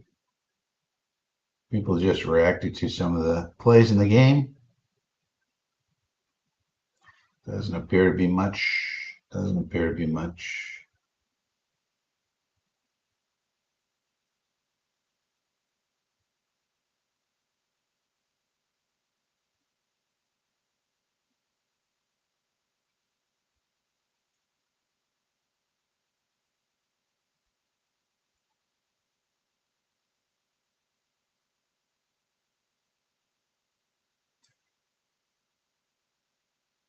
All right, so final 2 minutes of the ball game. We'll see if 49ers can mount any sort of a comeback. 49er fans are probably like, no, that's all right, we're good. Let's get the better draft pick. No need to push it.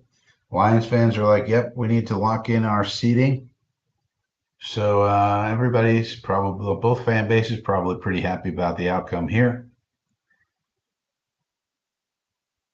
After the game on ESPN, hard to imagine anybody really watching the post-game show. Does anybody really want to watch the post-game show of this ball game? We're coming down to the end of the NFL season. Might take a look at some college ball games moving forward because we're coming down to the end of the NFL season, of course. And so, but these college games, we got to start looking at these prospects, taking a look, see who might be a good fit, who we like, who we don't like, so forth and so on. At 49ers now at the plus 46 or 7 yard line or so. There's a quick pass to Pearsall. Again, quickly becoming a Purdy favorite in terms of targets. Pearsall. They do have 3 timeouts. They're moving quickly. 8 receptions, 141 yards for Pearsall. I want to cover him. Here's a sack now by Branch coming in on Purdy, 140-39. They're not going to call a timeout. Yeah, you gotta get the timeout because you're too disorganized. So here's a case where Branch comes on the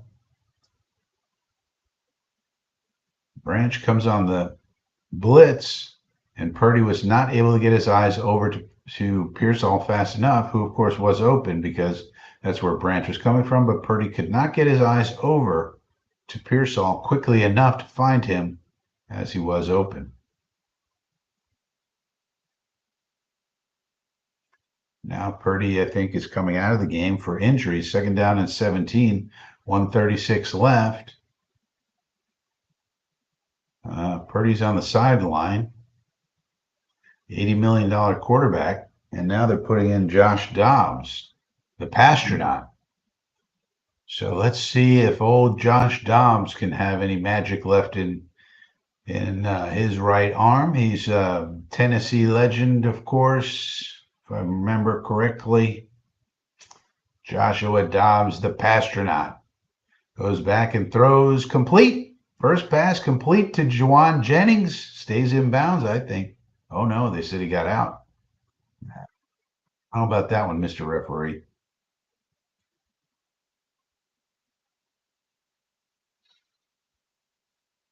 Purdy's still on the sidelines. Something with his hand or something like that. 3rd down and 2. The Pastronaut's still in there. They gave him out of bounds, so stop the clock at least. 49ers, 2 timeouts now. And they stop the play for some strange reason. Purdy, 27 to 35, 377 yards, 3 touchdowns, 2 interceptions, 1 rush touchdown. That's a lot of statistics.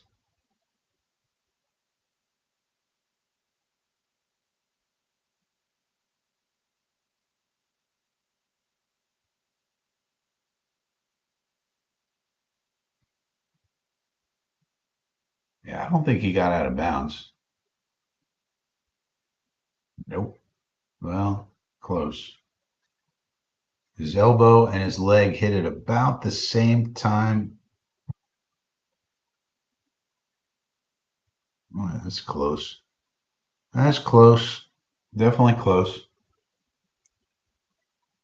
Definitely close. And now Purdy does not have his helmet on, so looks like Purdy's not going to be able to return to this ball game. And not sure what is the problem. Didn't look like he hit anything especially hard. Doesn't look like he has the concussion stuff. He's not in the blue tent. Something going on with Purdy. 377 yards passing, and they had to take him out at the end. So no bueno. And the trainer has the helmet, so therefore Purdy probably not coming back in as they took away his helmet. Hard to play football in the NFL without a helmet, so therefore that means he's not coming back in. We got Joshua Dobbs, the Pastronaut, number 5, back in the ball game, was able to hit his first pass over to Jennings. They're explaining something to Banana Hands. It's 3rd down and 2. Getting everything organized. They're taking forever to do so. And all right, now Dobbs back to pass, throws it over to Jennings. Nice completion, out of bounds, 1st down. They say the clock has to continue to run for some reason. He clearly went out of bounds, but the clock keeps running some reason. That's odd. And Dobbs back to pass, looking now, throws it over the middle, hits Kittle right there. Hey, diddle, diddle, always hit Kittle in the middle. 53 seconds and counting. Oh, now they think they called timeout. So they technically still have a shot here.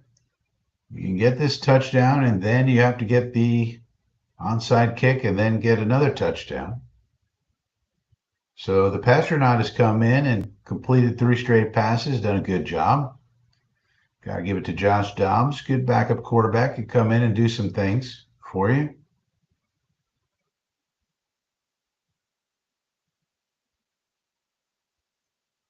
George Kittle, 8 catches, 112 yards on the night so far. Game's not over. So he could be adding some statistics to that. Dobbs back to pass now. Looks to the right corner of the end zone. Incomplete. So 2nd and goal, 50 seconds remaining. Let's see if Dobbs can engineer a comeback.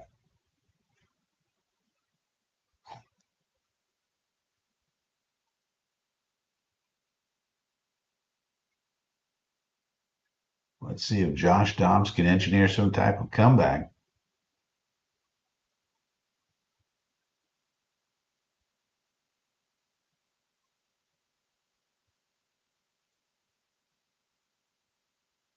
All right, back to pass, looking left. Now he's getting out of the pocket. Looks like he might run for it. And he's able to get it into the end zone. 43 seconds remain. So that's a touchdown for Dobbs. And the 49ers offense, 40-34. So now they'll kick the extra point. Then they have to recover the onsides. It's definitely a touchdown for Dobbs.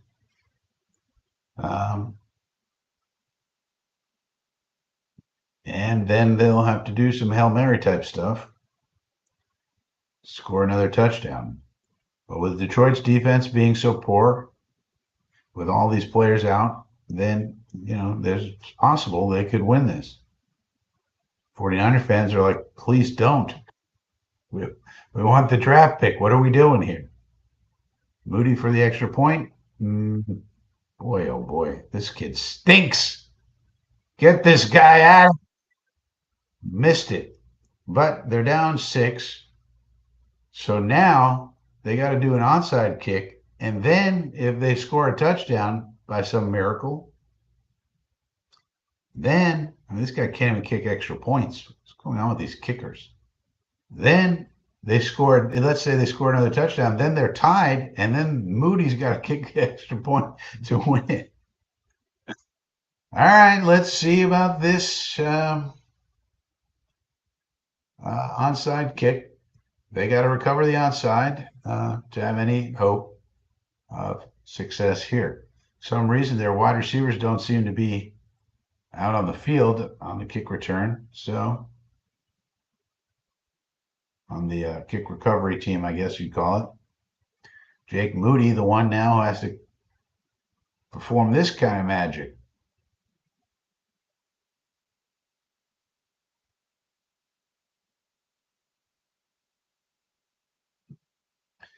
And of course, the Lions have their hands team in there. And let's see how they defend this one. Goes right out of bounds. And so flags. And I think this game's going to be over. I believe this game is going to be over.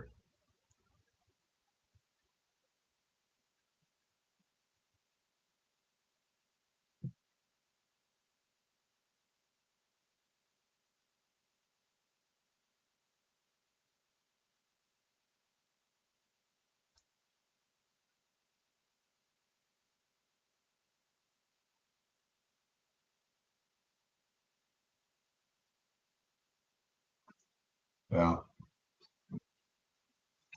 yep. So this ball game's over. Thank you so much for joining me on this program here tonight. Hit the like button if you haven't already. Please subscribe if you haven't already. Click the bell. Click all the stuff. Thank you for joining me. I'll see you next time.